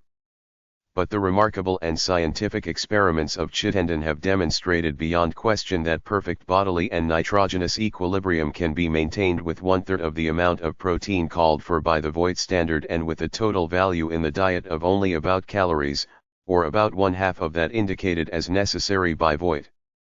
These experiments were based on a group of 5 men of varying ages, professors and instructors at Yale, 13 volunteers from the Hospital Corps of the United States Army and 8 students in Yale, all thoroughly trained athletes, 26 in all. It would be quite beyond the scope of this lecture to enter at all into the intricate questions connected with the metabolism of nitrogenous and other foods, but Chittenden has well put the reasons why prominence is given to the establishment of nitrogenous equilibrium and why the proteid intake assumes a greater importance than the daily amount of fat and carbohydrate consumed. Fats and carbohydrates when oxidized in the body are ultimately burned to simple gaseous products, viz., carbonic acid and water. Hence these waste products are easily and quickly eliminated and cannot exercise much deleterious influence, even when formed in excess. With protein foods, on the other hand, the story is quite different. These substances when oxidized yield a row of crystalline, nitrogenous products which ultimately pass out of the body through the kidneys. Prior to their excretion, however, these products frequently spoken of as toxins flow through the body and may exercise more or less of a deleterious influence upon the system, or, being temporarily deposited, may exert some specific or local influence that calls for speedy removal. Hence the importance of restricting the production of these bodies to the minimal amount, owing to their possible physiological effect and the part they are liable to play in the causation of many diseased conditions.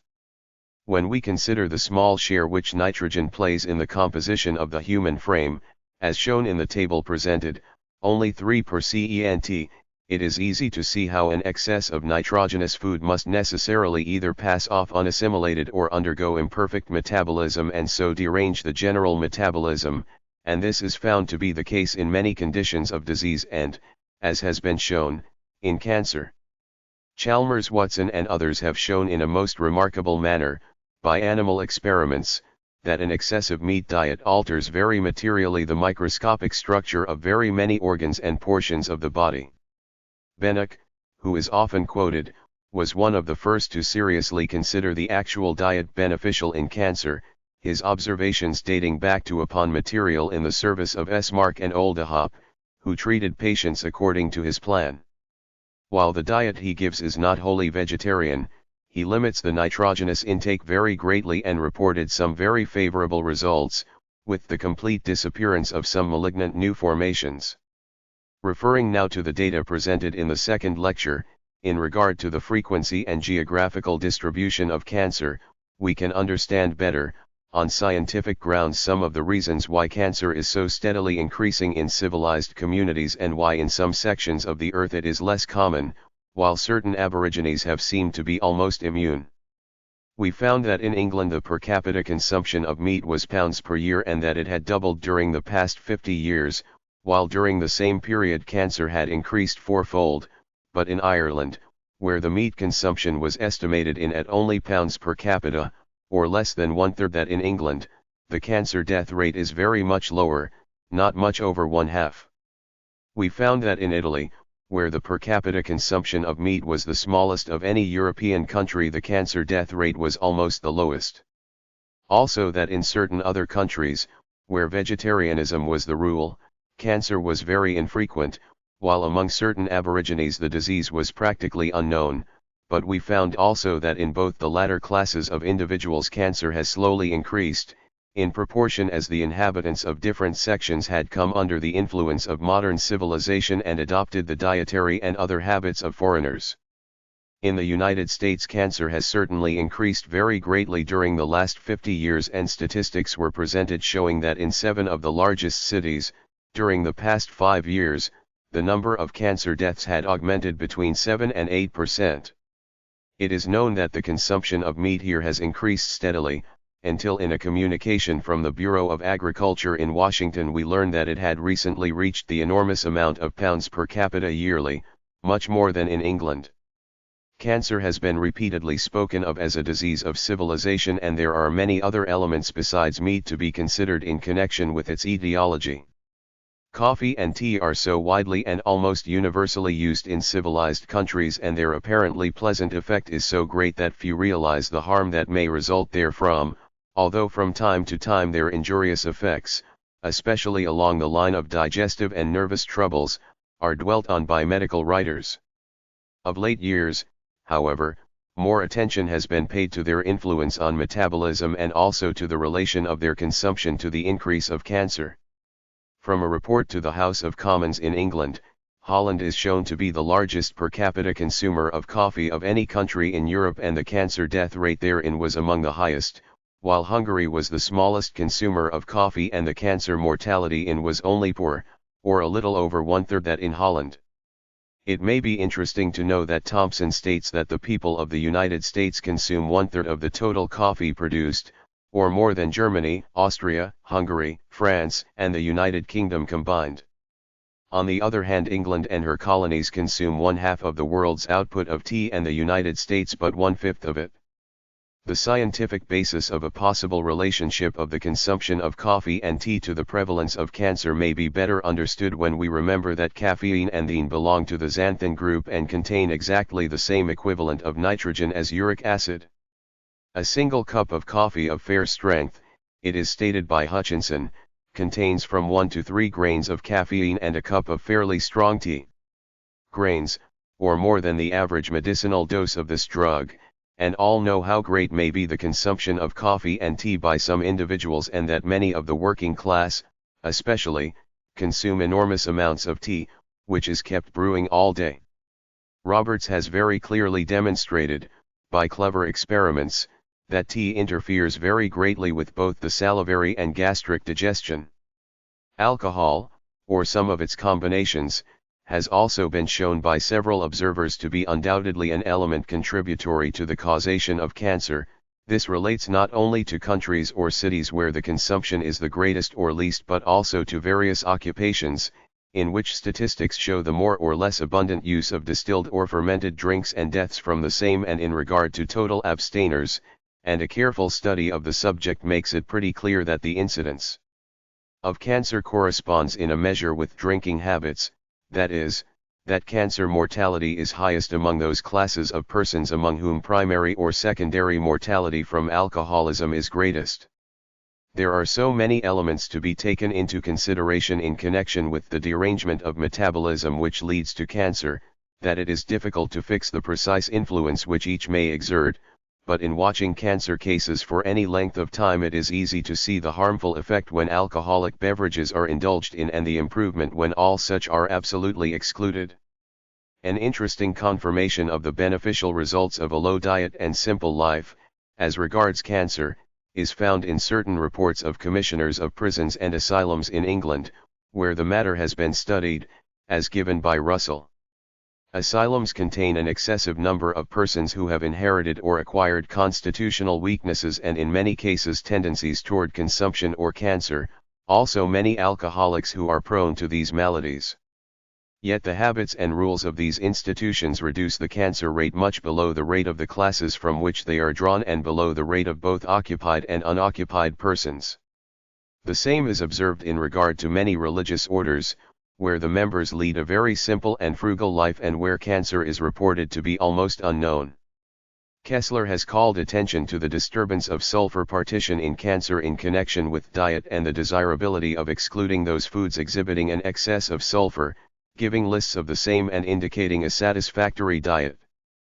Packard has made a strong argument in regard to the value and importance of the mineral elements contained in plant life, in connection with the disturbances in these same elements which has been observed in connection with cancer, as we have already seen. He recalls that modern chemistry teaches that the inorganic principles of the vegetable kingdom are absolutely necessary to the highest degree and type of animal tissue and health and resistance to disease. Plant life is the connection between the minerals and salts of the earth and animal life, but in the manufacture or refinement and cooking of products of the vegetable kingdom, many of them are largely demineralized, this especially illustrated in the case of fine white wheat flour, rice, potatoes, in peeling and cooking, etc. So that while animals get plenty of mineral matter from plants and the earth, man gets but little, and while the herbivorous animals are rarely affected with cancer, civilized man is succumbing to it more and more. It is stated that among savage tribes, who are practically free from cancer, the water in which vegetables are cooked is also consumed as food, thus securing all the salts. The same idea has been popularly presented to the public in a startling manner by McKen in a book which, with a great deal of verbiage, contains a large amount of valuable information concerning nutrition and its disturbance by erroneous, or worse, preparation and administration of food. Possibly there are other dietary elements which may play some part in the causation of cancer, but the demonstrated facts in regard to them are so few and uncertain that they need not detain us here, although it is certainly desirable to investigate any that seem to have reasonable support. Some of these which have been suggested probably have to do with local irritant action on the digestive organs, as we have previously seen that local irritation undoubtedly plays an important part in the determination of the actual time of occurrence and site of the cancerous disease. Thus, some have ascribed cancer to hot food or drink, or to stimulating drink, condiments, etc. It is quite possible that these contribute to the development of cancer in the pylorus, irritating the secreting cells in their passage. Mayo says, in civilized man 1/3 of all cancers are seated in the stomach. This is not known to be the case in uncivilized man or in animals. There should, therefore, be something some one cause which causes this preponderance. The acid secretion may favor its development, for when we come to the colon, also with an acid secretion, we again meet with cancer, and we seldom see it in the alkaline, small intestine. Gastric ulcer, which may be precancerous, is connected with hyperacidity.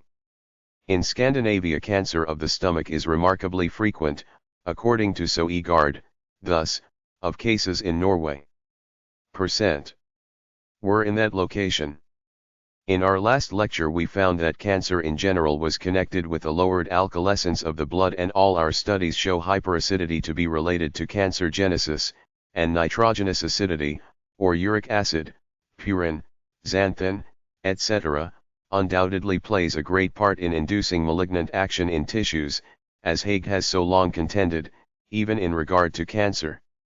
The increasing frequency of cancer of the mouth, esophagus and stomach in men certainly looks toward an irritating character of substances which traverse these regions, including alcoholic drinks, and the irritant effect of tobacco should not be overlooked in regard to mouth lesions.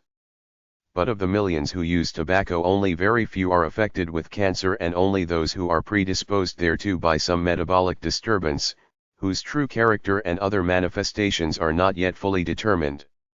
We have already referred to the practice of so-called betel chewing in the Far East as a frequent cause of cancer within the mouth, also to the wearing of the kangri charcoal baskets in India, for warmth, causing a burn on the front of the body which may develop into epithelioma. It is claimed, however, by some that of the many cases of kangri burn, but few result in epithelioma. There are yet other considerations concerning the relation of diet to cancer which are worthy of attention. We have mentioned some principal agents, which seem unquestionably to have an influence in the production and continuance of cancer, namely, proteids, coffee and tea, and alcoholics. But millions of human beings partake of these with apparent impunity, while in the relatively few they appear to have cancer-genetic powers. This need not surprise or puzzle us any more than do the many other problems in medicine which we are seeking to solve. For we know how often it happens that the system reaches a point where certain things, once well born, are no longer tolerated. We know, for instance, that port and Madeira wine certainly can cause gout, but with many individuals they may be indulged in freely for some time before this result follows. Likewise that tobacco may even be abused for a long time, without apparent ill effects, when suddenly there is a revulsion of the system and the slightest use of tobacco will be intolerable. Also that many edible substances which have long been well born, will at a certain time act unfavorably and excite eruptions, urticaria, acne, eczema, etc. Psoriasis also furnishes an illustration which may be of service in understanding the relation of diet to cancer, for psoriasis is characterized by a disordered epithelial growth, which both shows on the surface and manifests itself by epithelial prolongations into the corium, which are quite comparable to the ingrowing cellular masses of early cancer. Moreover, cancer is not very rare in psoriasis patients. In this eruption it has been very clearly demonstrated, clinically and experimentally, that error in nitrogenous metabolism is commonly at the bottom of the eruption, which has been seen to promptly disappear entirely simply under an absolute vegetarian diet, correctly regulated, excluding also coffee and alcohol, without the use of any medical treatment whatever, internal or external, but, of course, this result cannot always be obtained, and sometimes the eruption will relapse during what is thought to be a strict vegetarian diet. There must, therefore, be some systemic disturbance which causes nutritive material, at some particular time, thus to derange cell action in the eruptions mentioned, and the same is true in regard to the production of cancer. Some years ago Braithwaite called attention to the occurrence of cancer among certain peoples who were vegetarians and attributed it to the great amount of salt which they consumed. While the suggestion of salt being a cause of cancer has been ridiculed, it is quite possible that a great excess of sodium chloride may disturb the salt equilibrium in the blood, by replacing the potassium which is so necessary for proper cellular nutrition, and also by hindering the excretion of uric acid, as Haig has pointed out. when we inquire into the cause of the systemic disturbance which tends to such faulty metabolism that the nutrition of cellular structures is deranged, even to the degree of taking on malignant action, we find many possible elements, more or less connected with what is known as modern civilization, to which we have time to but briefly allude. Williams has shown pretty clearly that wealth, with its tendency to luxury and idleness, greatly increased the proclivity to cancer. Not only is this observed in different countries, but in certain cities the difference is very striking between the cancer mortality in sections which are occupied by the rich and well-to-do and those in which the poorer classes are herded.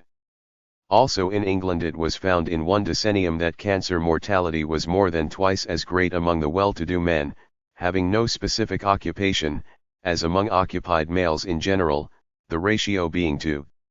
Change in the mode of life and sudden changes of environment have also been found to have a great effect in the production of cancer, as has already been mentioned in another lecture.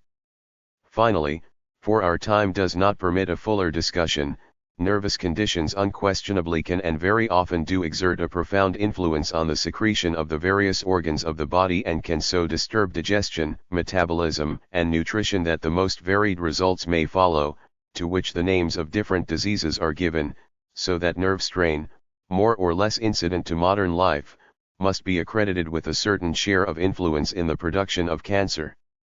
The part which imperfect and deficient intestinal and urinary excretion play in inducing or perpetuating the disease will be treated of in later lectures.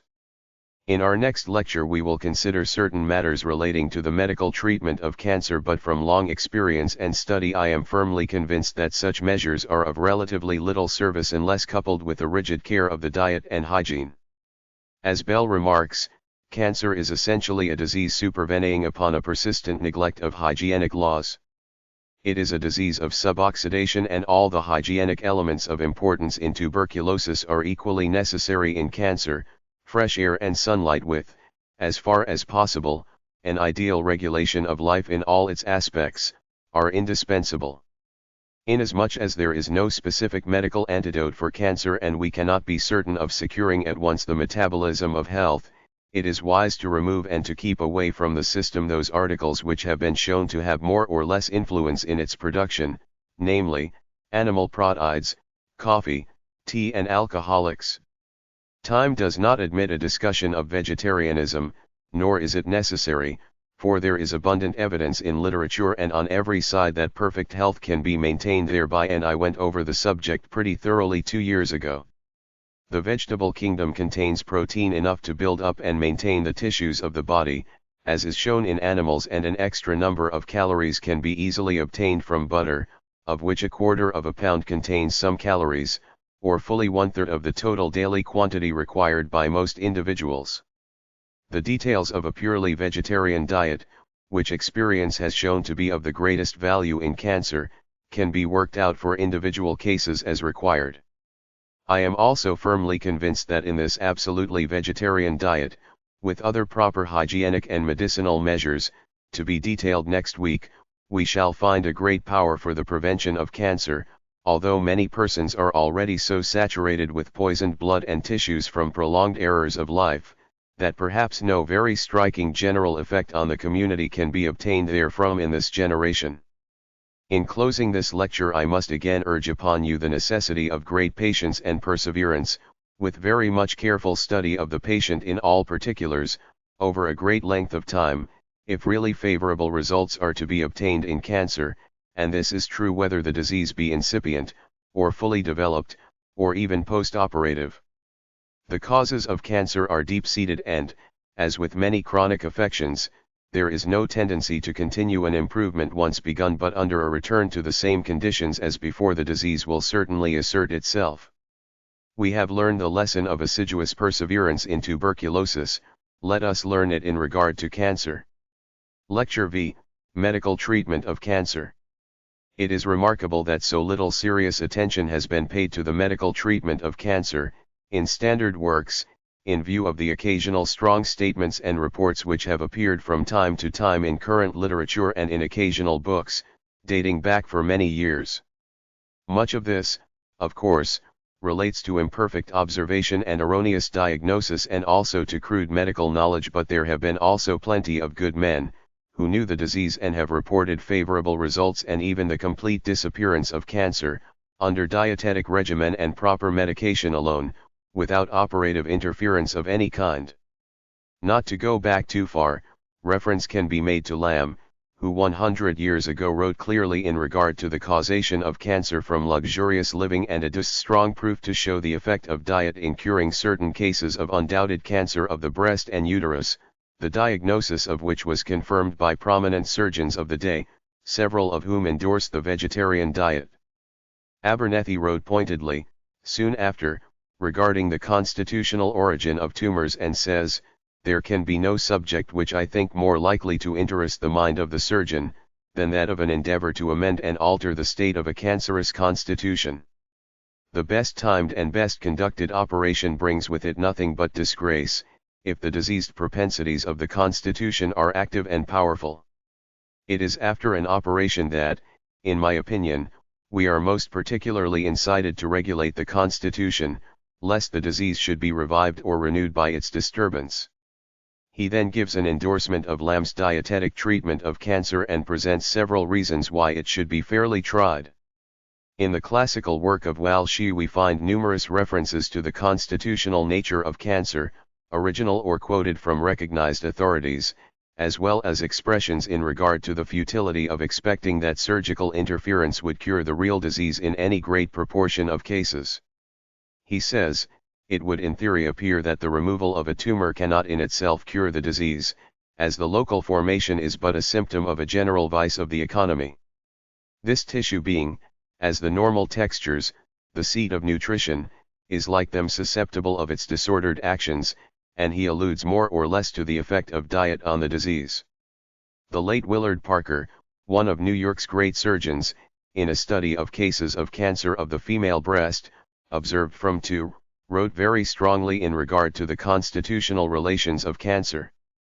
In considering the etiology he places constitutional causes first and says, "Luxurious living and particularly excess in animal food, increases the waste products of the body, and if coupled with insufficient exercise, the waste products are retained in the system and have a tendency to produce abnormal growths.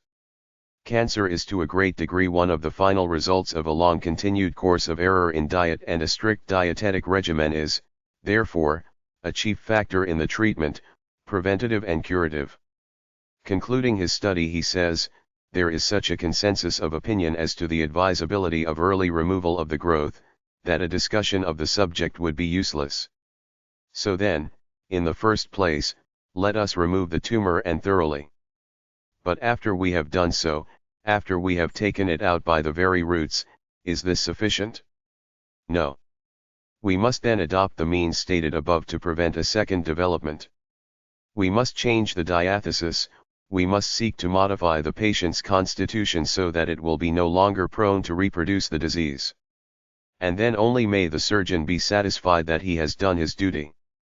He further says, "In regard to the effect of abstemiousness on cancer, I can speak with great positiveness that vegetable, or at least a very bland diet, does check the progress of the disease and, in some cases now under treatment, has been attended by an alleviation of symptoms, and in a few instances even by a recession of the growth." He also quotes from Sir Astley Cooper some strong language which, as he says, shows a broader and more enlightened view of the subject than is contained in the writings of some more recent observers, who have supposed that they were working far in advance of the great English surgeon. The rather long quotation then given proves that that great surgeon also believed absolutely in the constitutional nature of cancer. Sir James Paget is often mentioned by writers, sometimes even with derision, as a believer in the constitutional nature of cancer, and his words are very strong. Says he, "I believe it to be constitutional, in the sense of having its origin and chief support in the blood, by which the constitution of the whole body is maintained," and speaks at some length in his lecture. In support of this view, I will give you one other small quotation. "The existence of the morbid material in the blood, whether in the rudimental or in the effective state, constitutes the general predisposition to cancer, etc.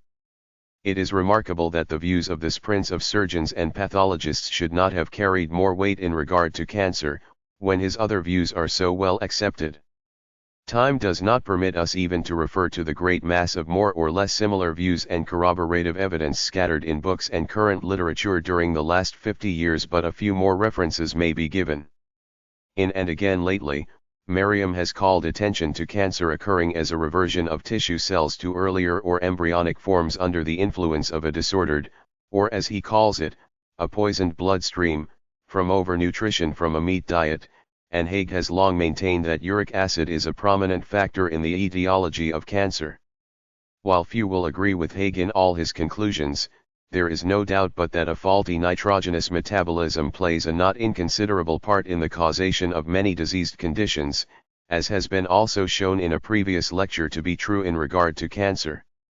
And while it may not be actually uric acid or urea which does the harm, as these are relatively harmless end products of metabolism, it is true that the purine and xanthan bases, of many forms and imperfectly oxidized nitrogenous elements, are active agents in the production of disease.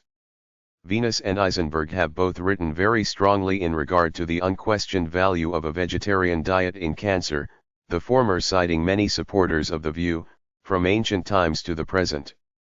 If time permitted, any amount more of corroborative evidence could be given in regard to the connection of cancer with metabolic disorders. There have been many scattered articles concerning the chemicopathology of cancer, all looking in much the same direction as that which we are pursuing, which cannot even be alluded to, but brief mention must be made of a most illuminating and suggestive study by Bristol. Reviewing the many theories of the etiology of neoplasms, he shows pretty clearly that cell reproduction comes from outside the cell, or from the surrounding cell medium by a process of diffusion, or by a definite chemical attraction, and is closely associated with the nutrition and growth of the cell, especially the nucleus.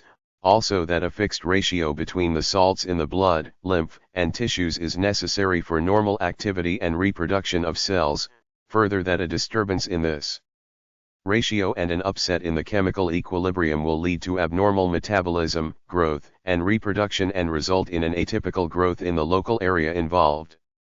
As before remarked, it seems strange that the medical profession and the public have been so slow in accepting the views here presented. But both have become so obsessed with the idea that nothing can be done for cancer except operative procedure of some kind, and so dazzled with the glamour of modern surgery, so fascinated with the apparent definiteness of laboratory proceedings, and so attracted by the glory of purely scientific research, that it is very difficult for any other doctrines to make headway.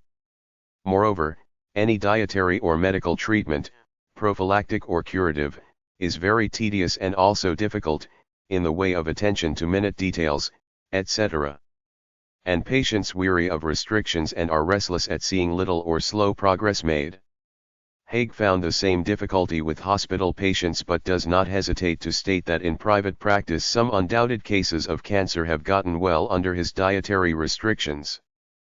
But when it is remembered that it is calculated that, under present existing conditions and treatment, fully % of those attacked with cancer ultimately die from it, and that there were last year nearly recorded deaths from this cause in the registration area of the United States, covering but 2/3 of its population, and that the disease is rapidly and surely increasing, it behooves the medical profession to put forth the best efforts possible to stay the progress of the disease.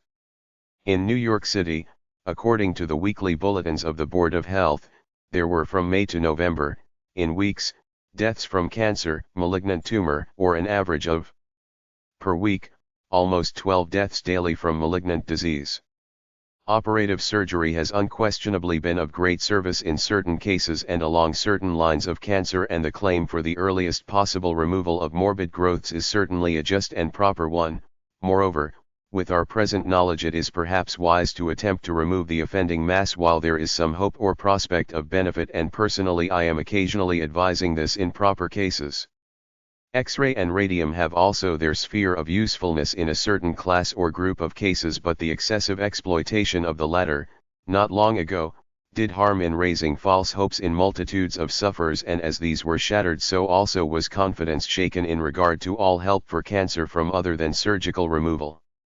but everyone who has been brought much into contact with cancer knows full well what a mass of recurrent cases exist, possibly many of them due to bad operation, in regard to which surgery has to acknowledge that it can offer nothing more, that they are inoperable and therefore they are regarded as incurable. Everyone also knows how many cases there are which have advanced so far before coming to a competent surgeon, that they are also inoperable. Everyone likewise knows that there are numerous cases of cancer in internal regions and in certain localities and presenting peculiar features, which are also recognized as inoperable, at least with any proper justification.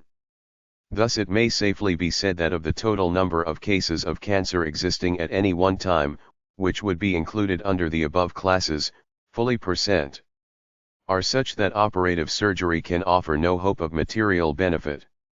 Also, it must be acknowledged that but a relatively small proportion of all cancer cases are likely to secure the very best surgical service, such as claims the highest percentage of success.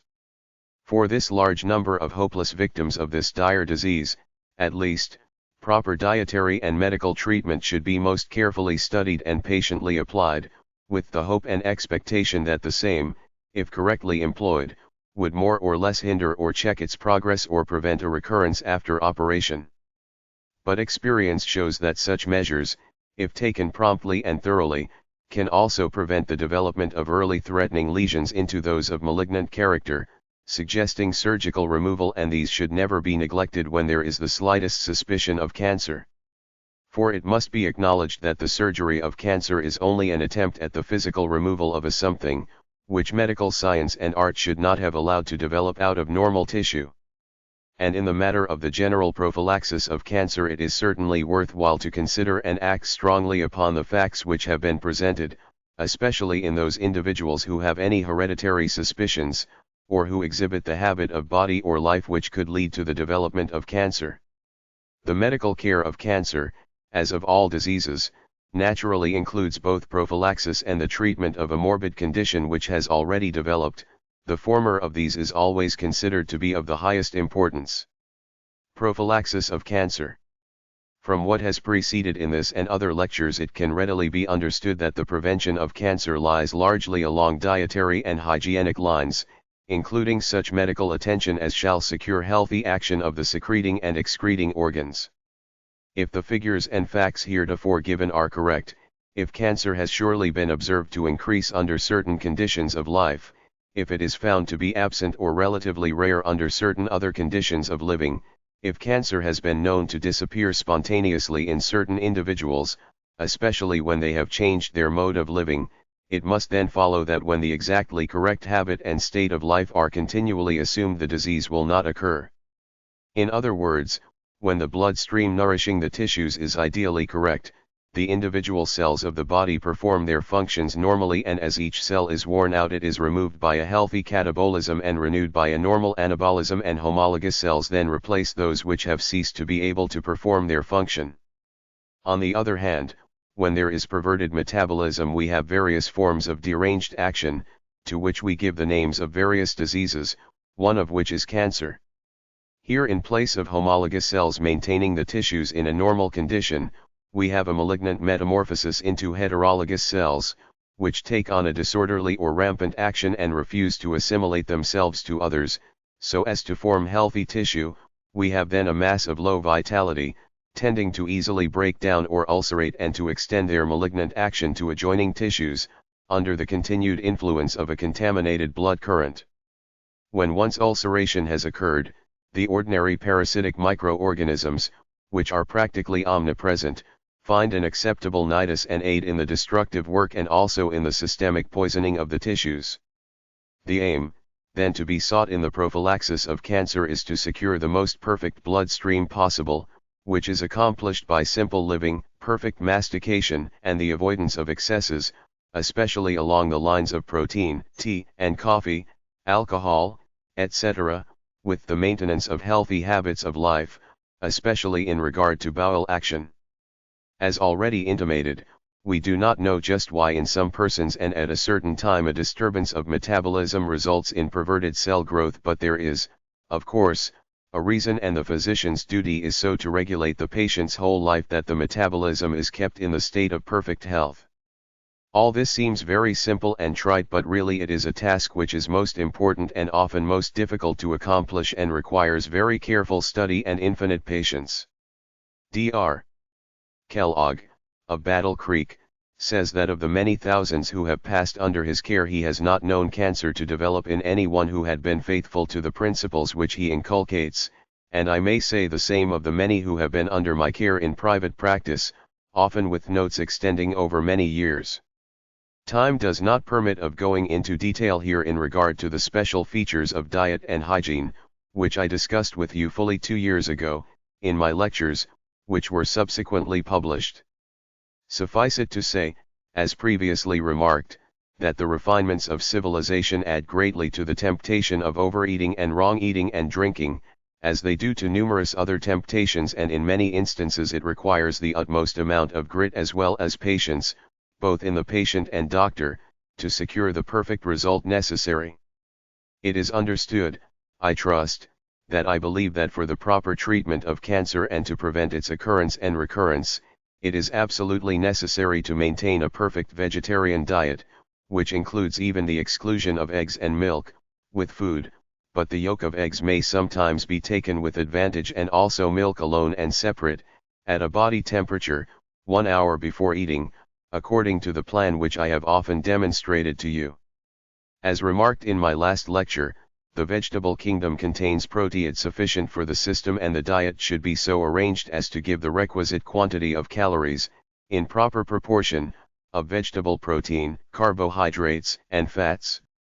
The latter is accomplished largely with butter, of which 1/4 pound may be taken daily. Many writers on diet hold that the protein in casein acts differently from that contained in meat, and this is allowed in many vegetarian dietaries. It also contains phosphorus, which is an integral part of living cells, especially their nuclei.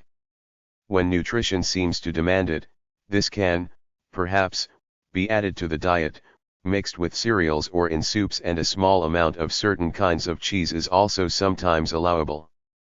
It is impossible to elaborate the details of diet fully in a lecture such as this, and I must refer you to the many excellent works on food and nutrition, Hutchinson, Sherman, Thompson, Butner, Braithwaite, for further information.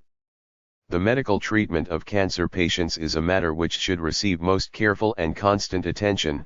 Indeed, the patient in whom cancer is threatening or has developed should be under the watchful and unremitting guidance of a physician who grasps the importance of the matter and is prepared to guard the health and to meet and correct functional disorders as they arise, for a careful study of patients with cancer for many years has constantly shown me gross errors in their life and in the action of various organs, and consequently disorders of metabolism which are of weight in connection with the disease.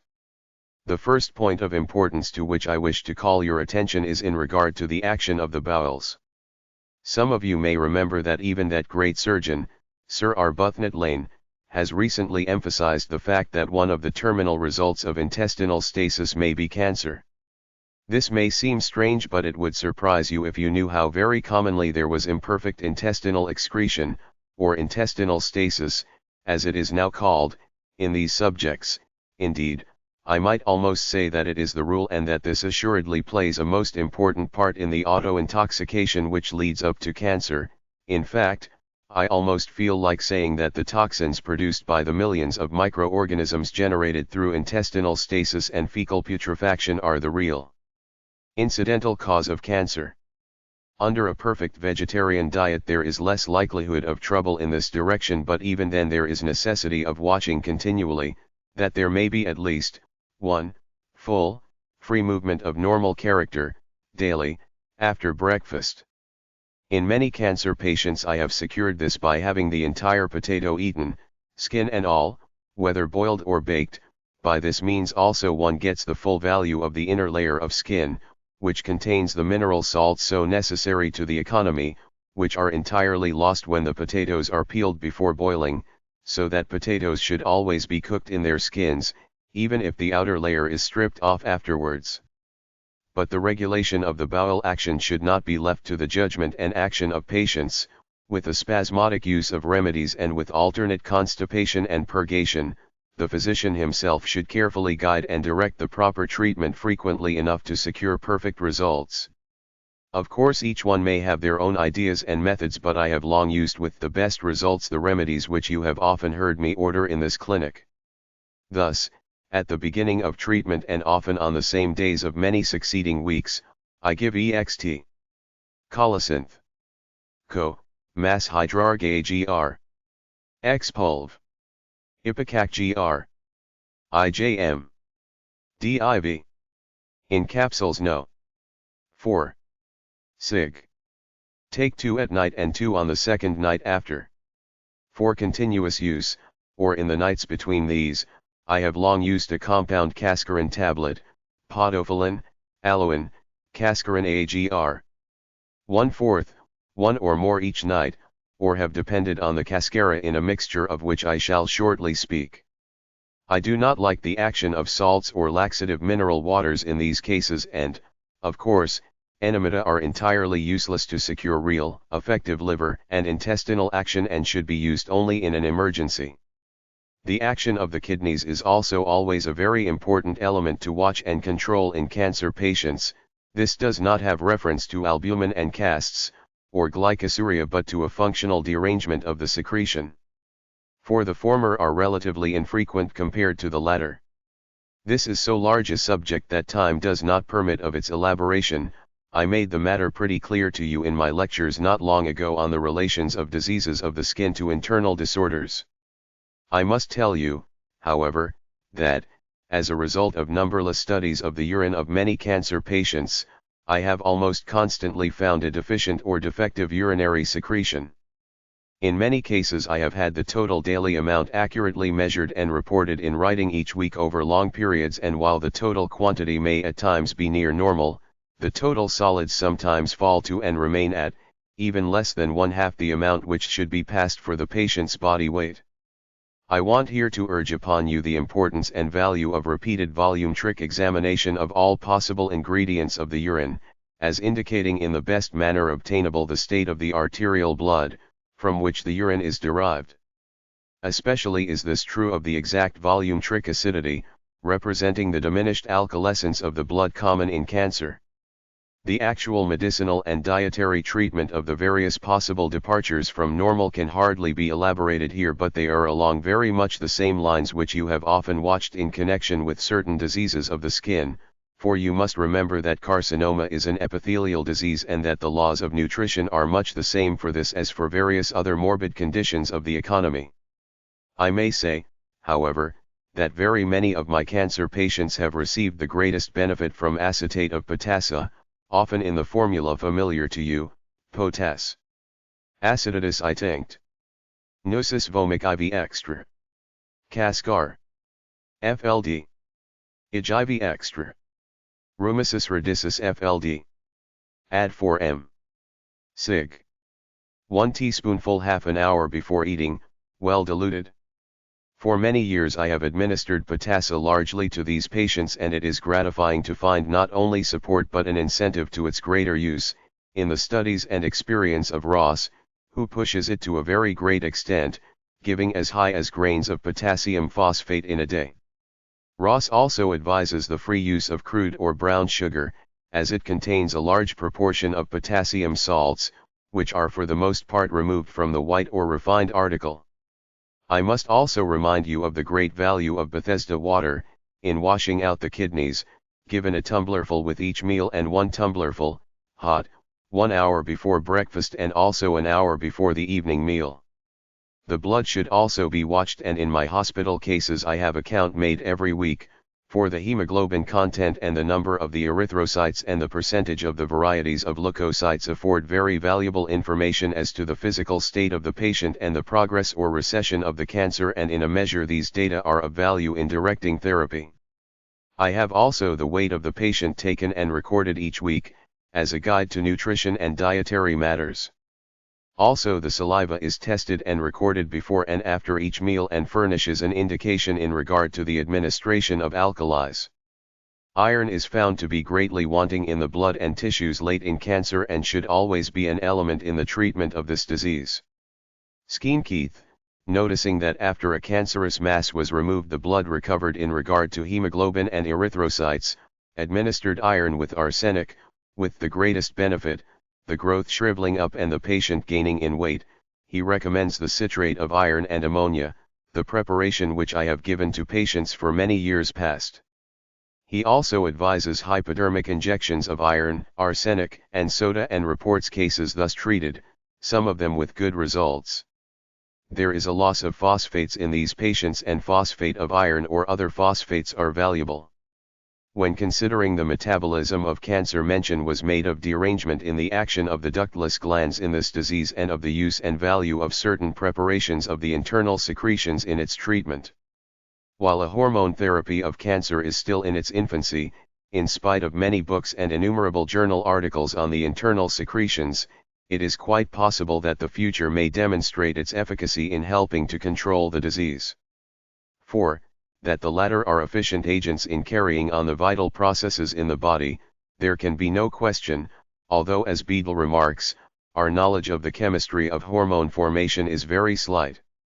But considerable clinical evidence has been accumulated that one at least of the internal secretions, namely, that of the thyroid, has a definite beneficial effect upon cancer. This I have administered to many cancer patients and have reason to believe that it contributed to the favorable results obtained. Suggests, believing that insufficiency of the adrenal secretion is an element in altered nutrition, advocates thyroid extract on the ground that it stimulates the activity of the adrenals. Vincent quotes Ehrlich as believing that there may be substances circulating in the organism which may stimulate the body cells to resist the athreptic influence of cancer cells. Sherlaw advises a tablet made of thyroid grains, suprarenal 3/4 grain and pituitary grain. While the treatment by these hormones from internal secretions is really in rather an experimental stage, it would seem more than probable that the correct use of these pluriglandular extracts, in combination with other proper dietary and medicinal treatment, would be of service in the prophylaxis and treatment of cancer. I have been a little cautious in the use of thyroid, beginning with 2 or 3 grains with meals, 3 times daily, for, as a promoter of catabolism, it can disintegrate tissue faster than the emunctories can remove the effete products and may thus poison the system. Serum and vaccine therapy are yet in a stage of development, and as I have had little or no personal experience with them, I will not attempt to discuss their value, which time alone will demonstrate. While there have been many claims of success from treatment along these lines, unfortunately they have not been confirmed by later observations by others. I may say frankly that they have never appealed to me as rational, in consideration of the views and experience I have long had along other lines of thought and practice. If, however, future investigations shall confirm some of the remarkable reports which have been made, the latest of which is by Noel, there may be opened a non-surgical line of treatment of cancer which would mean much to many otherwise hopeless cases. The local medical treatment of cancer is also an important matter which should receive careful attention. For many years in early cancer of the breast, under proper, general, dietetic, hygienic and medicinal treatment, I have seen the lump vanish under the continued application of the iodide of lead, in Heber's diachylon ointment of the German pharmacopoeia, SSI, and in very many instances I have had the assurance of patients that its application relieved the pain and was of the greatest benefit also in axillary and other metastases. In other cases the continuous painting with ichthyol, PC, in water, has seemed to be of great service, in combination with other proper treatment. All of this in earlier cases, before ulceration has occurred. After ulceration has set in, either in primary or recurrent cases, proper local medication is very important. The ordinary microorganisms, finding a suitable nidus, very readily germinate and add greatly to the suppuration and consequent exhaustion and pain, and by their toxins, aid also in the general contamination of the blood and tissues. Hydrogen peroxide, laid on with platelets of absorbent cotton, is often of great service in changing the conditions of the part, and when followed by Russian oil, also applied with cotton, makes a most satisfactory dressing. Adrenaline is also often of service, both in checking active hemorrhage and in relieving pain, and shrinking up the granulations. Ichthiol, 2%. In water and permanganate of potash in water, 2%, are also often of service, likewise acetate of aluminium, 2%. Methylene blue and fuchsin in watery solution, 2%. Were formerly much used and often served a good purpose. It is understood, however, that none of these measures have any great curative effect on cancer, but as contributory elements they should never be neglected. Ichthiol ointment, Ichthiol SSI zinc oxide SS unguent. Aqui rosei, often proves most satisfactory, spread on thin layers of absorbent cotton and changed several times daily, after soaking the part with one of the liquids above mentioned. Time does not permit us to go into the matter of the X-ray, which undoubtedly has often been of great service in certain cases of cancer.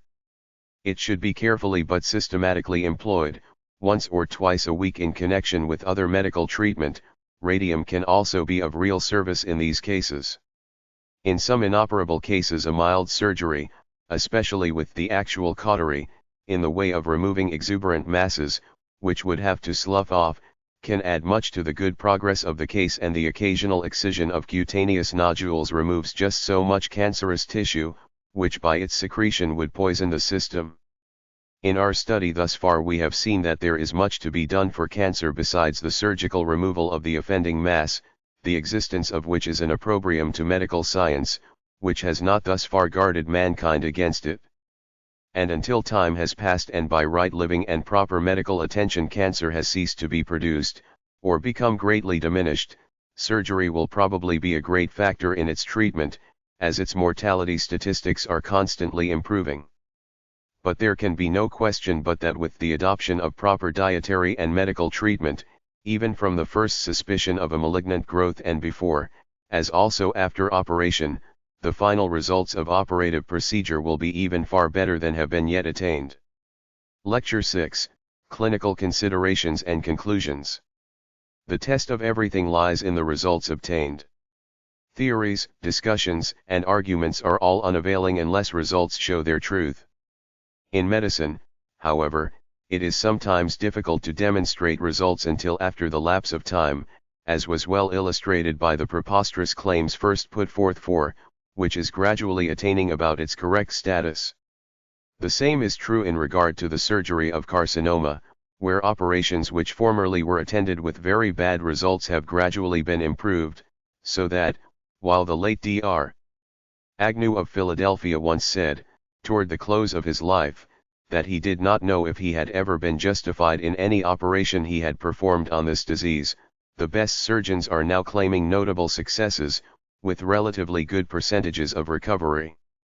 But here again, time comes in, and while the 3-year limit of freedom from recurrence is valuable, it is still said that fully % of those who have once been affected with true cancer, die of the disease, and its general mortality is still increasing in spite of all surgery.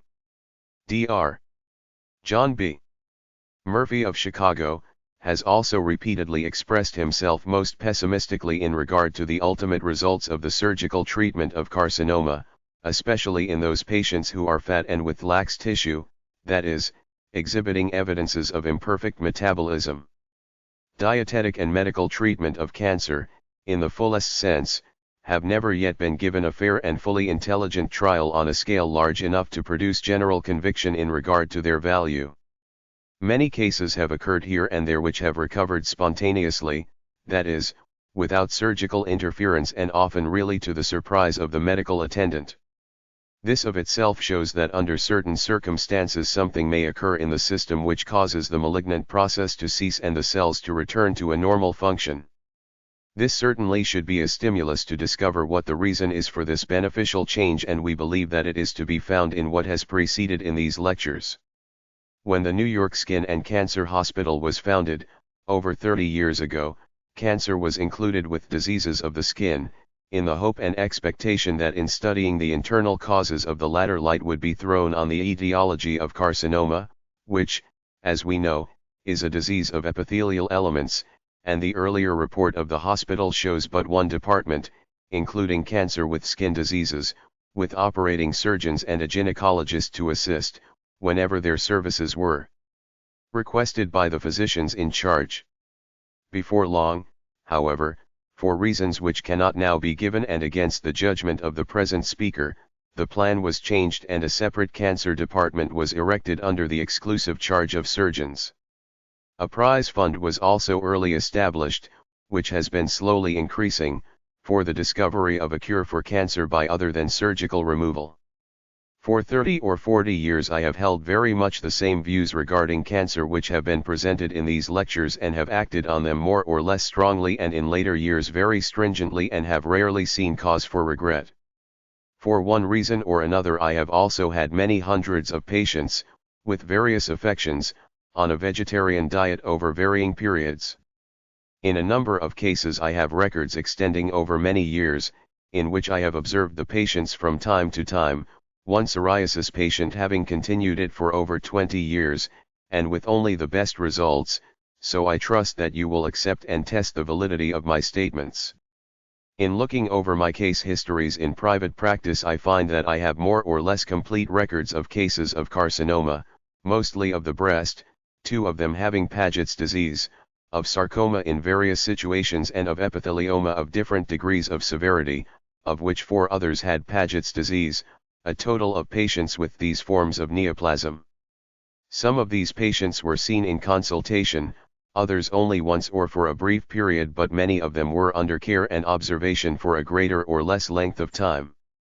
During the past year I have also treated on the plan here indicated a number of cases of recurrent carcinoma in the New York Skin and Cancer Hospital, which have been submitted to very careful laboratory study, some of whom have exhibited decidedly favorable results. Some of these will be referred to later, but they are too recent to afford positive data and I prefer to confine my consideration mainly to private patients, in regard to whom more reliable evidence can be obtained. I will not weary you with any full analysis of these cases, nor will I consider any of them except those of carcinoma. For while I believe that sarcoma is of the same nature and origin, save that it relates to connective tissue cells, but few of the cases were submitted long enough to a vigorous treatment calculated to yield efficient results. I may say in regard to the cases of epithelioma, mainly of the skin, that some of the more severe ones showed very markedly the benefit of dietetic and medicinal measures of the character now being considered, and that it is my custom to treat such in the same manner, for reason would seem to show that the same causes would produce abnormal proliferation of epithelial elements on the cutaneous surface as well as in other parts of the body. In regard to the cases of carcinoma, there were in males and in females. Of these the right breast was affected times, the left breast times, and both breasts times. In cases the patients were operated on surgically before adequate treatment had been employed. Many of these were earlier cases, or those seen in consultation. In 7 instances it seemed wise to have an operation, after a more or less faithful trial of medical treatment. There were no cases of cancer of internal organs, except metastases, as these would not naturally come to me. The average age of the breast cases was years. In the large majority of cases, except those who had been surgically operated on, the diagnosis was clinical only, as it is an accepted fact that it is very unwise to make a biopsy, even before surgical removal, and manifestly improper where this is not undertaken, but in most of the cases there was the independent diagnosis of one or more other medical men, and many of the patients came to me on account of threatened operations by prominent surgeons, and even after these had been arranged for, in cases there had been previous surgical removal with recurrence, and in several cases more than one operation, with again recurrence. The exact duration of cancer before coming under observation is always an uncertain item, for undoubtedly a tumor starts in an individual cell or group of cells and has probably been forming some time before being noticed by the patient or attracting attention in any way. The average stated duration of the disease was years before coming under observation. Surgeons are fully agreed that the earlier a tumor is recognized and removed, the better the prospect of ultimate success, and this is eminently true in regard to remedial measures other than surgical. For as we have seen, After a cancerous process is well underway, its cells secrete a something which hastens the general depravement of the system and quickens the growth of the neoplasm and naturally greatly increases the difficulty of overcoming the dyscrasia. Thus, in the effort to get at and remove all possible or prospective cancerous lesions, many innocent or non-malignant adenomata, etc., are operated on, which are afterwards found to be such microscopically. In the same way, it is quite possible that some of the small breast tumors which have disappeared under the dietetic and medical measures here described were still non-malignant and should not be grouped with carcinoma.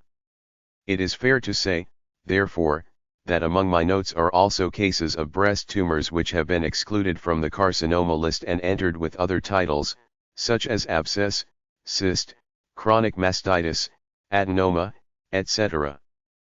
But I claim that even if some of these also disappear under the measures we are considering, as they frequently have done, it is a better and more desirable result than if they had been removed by the knife. For in the former case the cause which induced the unnatural growth has been overcome, whereas by surgery only the obnoxious mass has been dislodged and perhaps with it adjoining tissue and glands, but nothing has been accomplished toward checking the cause producing the offending lesion. But the very fact of the frequent recurrences after operation, in the neighboring skin or elsewhere, demonstrates the fact that surgery is but an attempt to rectify past errors, which might or might not have been prevented by careful medical foresight and action. We must, however, be thankful for the measure of success which has followed the noble efforts of our distinguished surgeons, only it is to be hoped that hereafter other measures will also be more commonly adopted, looking towards a prevention of the recurrence of carcinoma after operation. Not to detain you too long with these clinical considerations, I would like to give the details of a few of the cases which have been most striking. MRS. B. E. C. Aged, was first seen on account of trouble in the right breast, on September.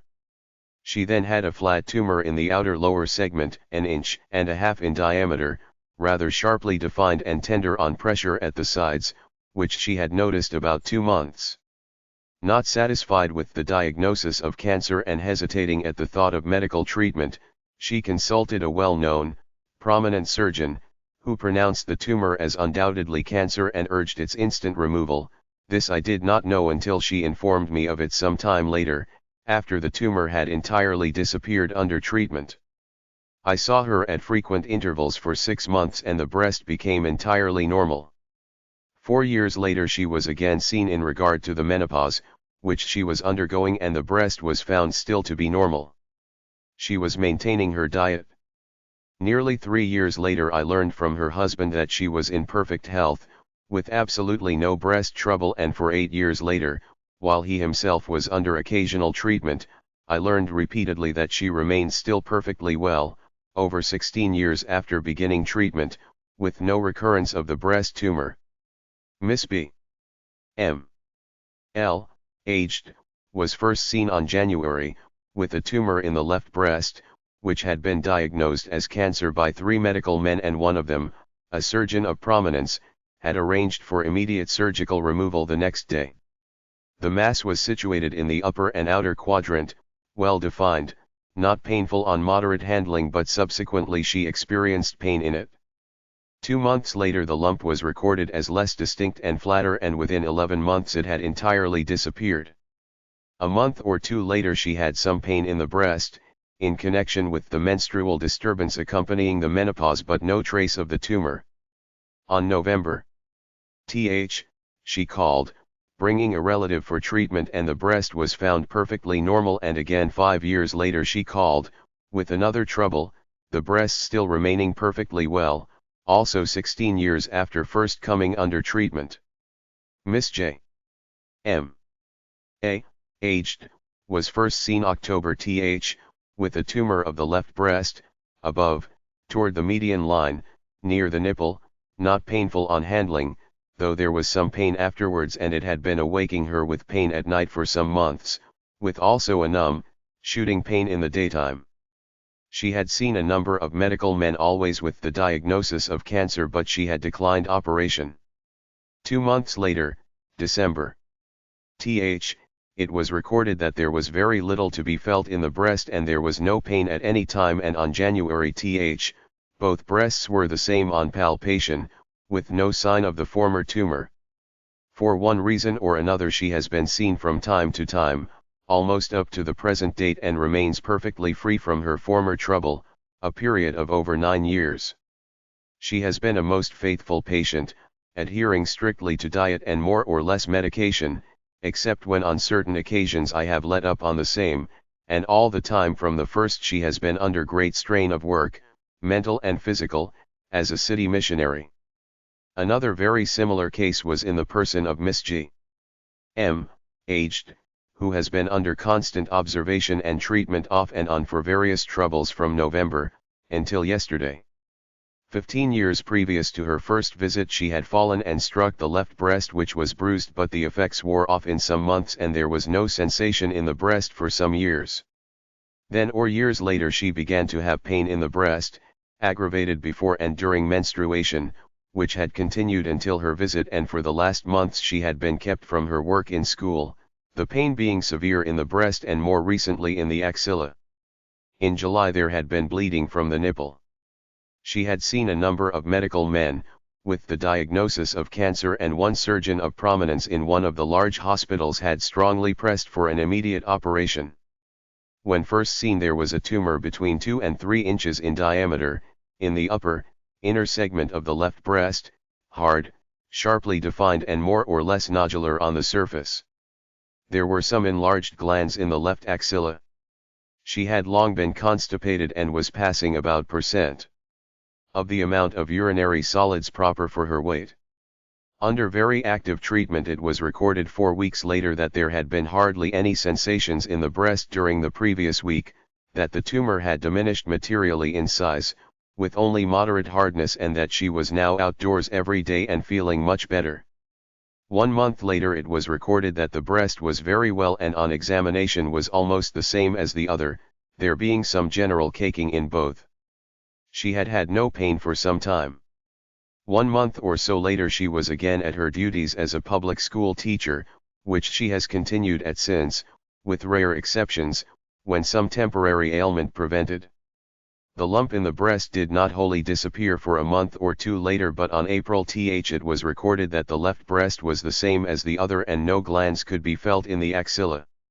From that time to the present she has had a variety of troubles, rheumatic and other, and it has been difficult to keep up a proper action of the bowels and kidneys, but in spite of strenuous and often exhausting work as a New York City public school teacher, she has had no return of the breast trouble, now for over 9 years. A sister, aged, has just died with cancer of the stomach in a distant country town. I could multiply these histories but do not want to tire you, though I do want to mention one more patient, to show what can be done in the case of recurrent carcinoma, after operation, of which I have had a number of cases with varying results, according to the duration and severity of the disease. Miss H. M., aged, came to me June st., with the following history. About 2 years previously a lump appeared in the outer, lower segment of the left breast, which was removed in August. This healed soon, leaving a good axillary scar, and there was no thought of trouble until 2 months before her visit, when a small red spot appeared near the edge of the sternum. This enlarged and hardened, and others appeared around the scar, until, when seen, there were a dozen red nodules up to ½ an inch in diameter, near the center of the former side of the breast, with others, not red, above, with the tense skin and rapidly developing, multiple nodules here and there. Further surgical operative procedure was out of the question. Since that date she has been under strict vegetarian diet and medication, including thyroid from time to time, with repeated application of X-rays, and under all these measures together many of the nodules have disappeared, although some new ones have formed, several of which have been removed under local anesthesia, the wounds healing kindly. As she resides some distance from the city she has not been seen since October she wishing to take the X-rays nearer home, but she was earnestly charged to continue also the dietetic and other treatment. In this instance the patient has lived comfortably and without pain for almost 16 months after coming under treatment, and, although she has lost some flesh, The active cancerous process, which would otherwise have carried her off long ago, has been in a measure checked. What will be the further history of the case one cannot tell, for it is quite possible that being away from my care she may neglect dietetic and medicinal treatment, trusting only to the X-rays, which, of course, cannot influence the real nature and course of the disease. Reference was made to certain cases of recurrent cancer in the hospital which had been under active medical treatment during the past year, with careful laboratory studies, but it is naturally too early to report anything very definite in regard to them, especially as most of them were desperate cases, which had advanced far beyond any possible operative relief. Moreover, several of them remained but a short time under treatment, as it is very difficult to convince this class of patients that any possible benefit can accrue from anything but an operation, and this being impossible they often give up and leave, preferring to die at home. Moreover, the dietary restraint seems also very irksome and useless to them and their friends. In one particular patient, however, there was such a remarkable improvement that it is worth reporting to you. 19 years previously she had an abscess of the right breast, which healed and left a tumor the size of a pigeon's egg in the inner, upper quadrant of the breast. This remained quiescent until it began to enlarge, 11 months before it was removed at the New York Skin and Cancer Hospital, November th. The tumor was then about the size of a hen's egg, with an area of skin the size of a quarter, attached to it. A second tumor was felt just below the nipple, which was not retracted, and the axillary glands were involved. There were no signs of metastases in the abdomen. A complete operation was then performed, with dissection of the glands in the axillary and supraclavicular regions, and she was discharged January th. On February th, she returned to the hospital and was placed under medical treatment, with vegetarian diet. There was then an ulceration along the line of incision, from the second to the fourth rib, with many nodules around it, averaging 1/3 of an inch in diameter, raised and reddened. The liver extended 2 inches below the edge of the ribs, with a hard and nodular margin. The right arm was enormously swollen and helpless. When she left the hospital, June th, the ulcer had entirely closed, many of the cutaneous nodules had entirely disappeared, the arm had returned to normal size, like the other, by measurement, and the liver had retracted to a trifle below the margin of the ribs, with hardly any nodules to be felt. The treatment had included 25 X-ray exposures, from 2 minutes each, about twice a week, over 3 areas each time. While in the hospital, careful laboratory investigations were made, according to a definite schedule. The blood, studied weekly, maintained a hemoglobin of +4 for over 2 months, then fell a little and again rose. The erythrocytes were on entering and rose within 2 months to then fell a little and rose again to almost. The leukocytes were on entering and fell to, just before leaving, the polynuclear percent. On admission, fell to percent. And again rose a little, and the proportion of the other forms remained about normal. The urine, volume strictly analyzed every 3 days, was kept a little below the normal acidity and the specific gravity a little low, with a free daily amount of excretion, largely by Bethesda water. In spite of the vegetarian diet, the urea excretion was not much below normal and sometimes above. The chlorides were diminished, owing to the rather small amount of food taken. The phosphates varied a little above and below normal. There was never any indican, and the sulfates averaged a trifle below normal. The saliva, tested before and after each meal, was acid at first but became neutral and alkaline off and on. The weight, taken weekly, fell a little from the first but maintained a good level and rose a little before she left the hospital. This was a very difficult patient to manage, as she was a very ignorant Polish woman, who often rebelled at the diet and wearied of the routine and restrictions imposed. She left the hospital June th, against my wish, but with as great a change in her physical condition and disease as could be imagined, after about 4 months and a half treatment, carried out under disadvantageous circumstances. One other case, seen recently, where the disease was recurrent after 3 operations, deserves mention, although it will be some time before any decisive result can be reported.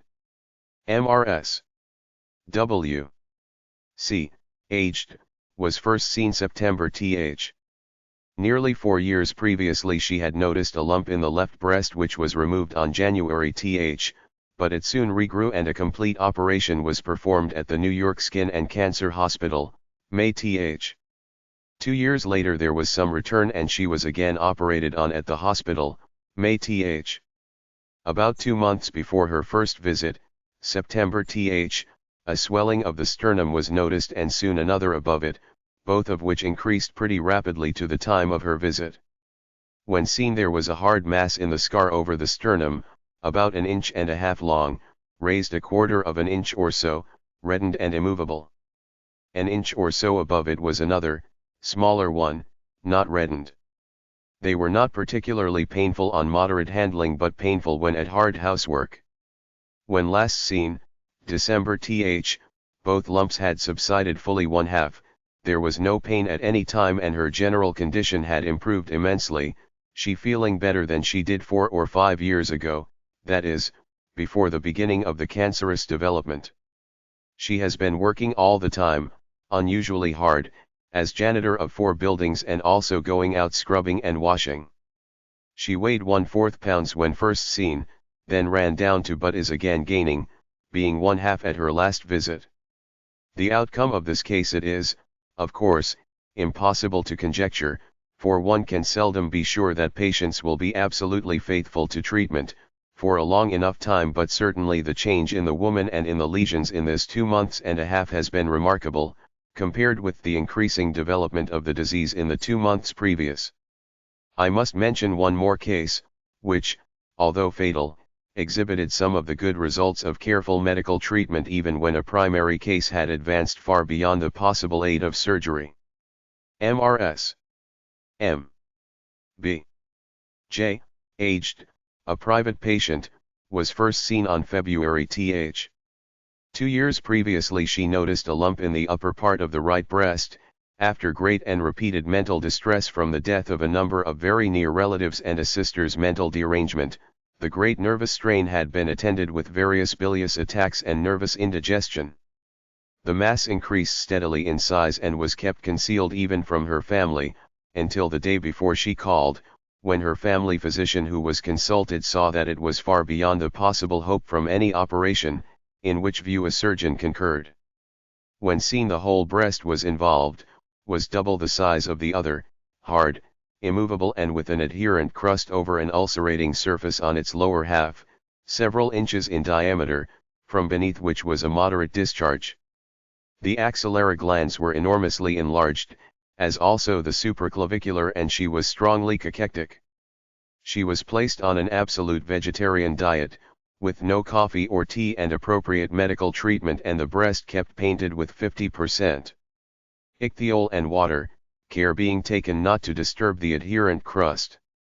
In a very short time the discharge ceased and the protective crust adhered until her death from exhaustion, with pulmonary edema, on September th. On August th it was recorded that the breast had done very well, that it was soft and movable and not larger than the other breast, with no discharge and no pain since a short time after beginning treatment. The axillary glands had diminished 3/4 in size and the supraclavicular glands were also very much smaller. And now, gentlemen, my task is done. I have tried to let you see cancer through my spectacles, as I have seen it for very many years past, and to share with me my optimism in regard to the prophylaxis and cure of cancer, if only there can be sufficient enlightenment in the profession and public. And I must tell you that in collating and preparing the material to support my long-held views I have expended very much more time and labor in study, for some months past, than I could have believed possible. But as the subject developed and as I discovered more and more support for my thesis, there was a fascination about the work which I could not resist, and if I have tried you with the many details of proof presented I beg that you will pardon me. For I wanted to present the subject so strongly that my hearers, at least, would accept the propositions I have developed and believe what I have said in regard to my own experience with the terrible disease under consideration and act upon both and thus aid some sufferers with cancer. From my recent article on the relation of diet to cancer, many medical journals have quoted me as ascribing the disease wholly to the use of meat, but you who have heard these lectures now know that animal proteids are only one of the contributing causes. I have tried to make it plain that metabolic errors, inducing a vitiated bloodstream, are the basic cause of the aberrant action in the cellular elements of the body which may ultimately lead to malignant disease, and I have tried to show that there are many elements connected with modern so-called civilization which conspire to effect this end. I have quoted many who were well acquainted with cancer, who believed that luxurious living, which includes much animal food, coffee, and tea and alcohol, with indolence or want of sufficient muscular activity to burn up the waste products and the persistent neglect of hygienic laws, should be placed first among the causes of cancer. But I have also mentioned that the refining and preparation and cooking of food prevented a proper supply of the mineral and other elements of nutrition, and also that nervous influences could so disturb the action of the organs of the body that they could not perform their functions perfectly in the elaboration of nutritive material, etc. But I cannot go over again all the matter already given in these lectures, and only mention these to remind you that there is no one single cause of cancer, and consequently that its prophylaxis and cure can never be found in any one single remedy. Hence I can never believe in the sole use of thyroid, much less in the idea that serotherapy can overcome a disease dependent upon the continued operation of so many causes, and still less can I believe that the mere cutting out of an already diseased portion of the body is the proper and only means of overcoming such a malady as cancer. I have acknowledged that local irritation of many kinds may be the proximate cause for the development of a malignant tumor in any particular locality, as Ewing has so clearly shown in his excellent resume on precancerous lesions, but I have also contended that we should withal look into and overcome the cause, why, when once started by local injury, the cells should pursue such a progressive, aggressive, and invasive course, and this is found, I believe, in the disturbed character of the fluids, which provide them with nourishment for their abnormal growth. From this study of cancer in regard to its nature, frequency, geographical distribution, metabolism, dietetic relations, medical treatment, and clinical considerations, what conclusions can be drawn? Have we solved the problem of cancer? Far be it from us to make any such claim. Scientific research and study must still go on in the laboratory, but clinical research and study, with laboratory work, on the human subject, which have not been hitherto sufficiently cultivated, should be pushed, so that by a mass of carefully recorded observations the truth or falsity of what has been here quoted and said may be refuted or confirmed. From the enormous work which has been done on cancer with the microscope and the test tube, it would seem sometimes that research workers have become somewhat myopic and not far-sighted enough to recognize the true value of statistical studies and clinical observations. In these lectures we have attempted to make a brief synthetic study of some of the work which has been done in connection with cancer, and from this we believe that certain conclusions can be drawn. If these are correct and followed, it is hoped that much more can be accomplished in regard to the prophylaxis and cure of this more than threatening, fatal malady. In order that you may hold clearly the points which have been made, I want to give you a synopsis or conclusions of them, as they have been brought out in this and preceding lectures.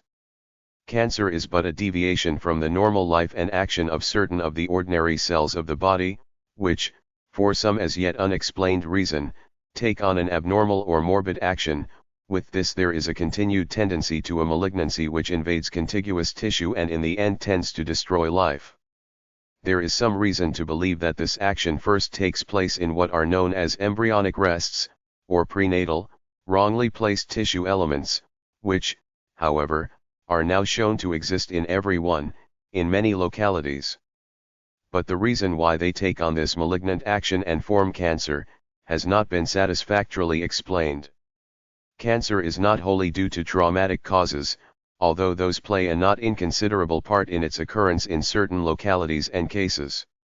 It is pretty conclusively decided that cancer is not caused by a microorganism, or parasite. It is also known clinically and experimentally that it is not contagious. Nor is it hereditary in any appreciable degree. Occupation has not any very great influence on the occurrence of cancer, although it is more frequent in some pursuits than in others. Cancer is not altogether a disease of older age, although its incidence is greatly increased with advancing years. It does not especially belong to or affect any particular sex, race, or class of persons. It is not confined to any location or section of the earth but has been observed in all countries and climates. No single cause of cancer has yet been demonstrated, nor is it likely that this will ever be the case, as the experimental and other investigations have covered almost every possible line of research, with only negative results. The exclusion of almost every other possible cause of cancer, as well as its pathological history, leads to deranged metabolism as the only remaining possible etiological element. This acts by inducing changes in nutrition, which latter depends on diet and the proper action of the secretory and excretory organs, which, still further, may be affected by nervous influences. While the biochemistry of cancer throws little light on its true nature, enough is known to show that the morbid changes in the cells are largely associated with deranged metabolism. The blood, in advancing cancer, manifests changes which indicate vital alteration in the action of the organs which form blood and control the nutrition of the body and its cells. Clinical and experimental evidence demonstrate that the secretions and excretions of the body exhibit departures from normal, which, while not pathognomonic of cancer, indicate metabolic disturbances involving the nutrition of the cellular elements, which disturbances are of importance. The evidence seems certain that the cancer mass itself, when fully developed, secretes a poison which tends to augment its own growth and hastens the lethal progress of the disease. Cancer mortality is undoubtedly on the increase in every portion on the globe. This increase seems to vary inversely with the decline of tuberculosis, in many localities.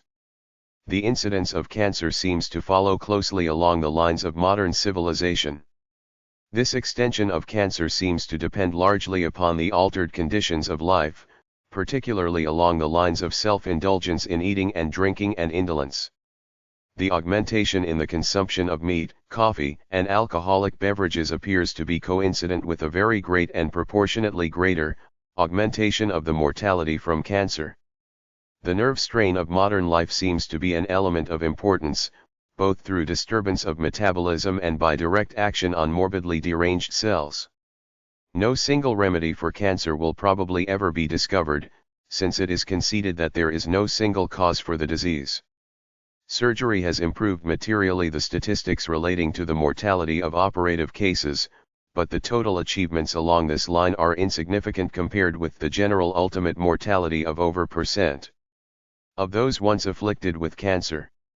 Surgery has had and may long have its function to perform in removing the products of the disease, more or less efficiently, curing some and prolonging the life of others, but it can never hope to lessen greatly the morbidity of cancer. The X-ray and radium, as also caustics, are in the same position as surgery and can do relatively little more than cause to disappear lesions which have developed from causes which they cannot reach. With all these means, the measure of success, aside from the technical skill of the operator, largely depends on the time or period of development of the malignant tumor before treatment. The earlier the removal is undertaken, other things being equal, the greater the possibilities of success. The same is true in regard to the treatment of the disease by means other than those mentioned. The earlier the morbid process leading to tumor formation is attacked by dietetic, hygienic, and medicinal measures, the greater the promise and expectation of success, present and permanent. The prevention of cancer, therefore, or the checking of its increasing occurrence, depends largely upon the early enough adoption of such measures as will limit the agencies which induce a derangement of the body juices which tend to bad nutrition and derangement of the body cells. The simple life, with the avoidance of the dietetic and other causes which have been found to induce cancer in nations and individuals, promises the best hope for the arrest of the rapidly increasing development of cancer throughout the world. It is more than possible, however, that the long-continued operation of many baneful causes has produced such a degeneration of tissue in the human race, that it will take a generation or more of proper living to make the beneficial impression on the general incidence of cancer which is so longed for.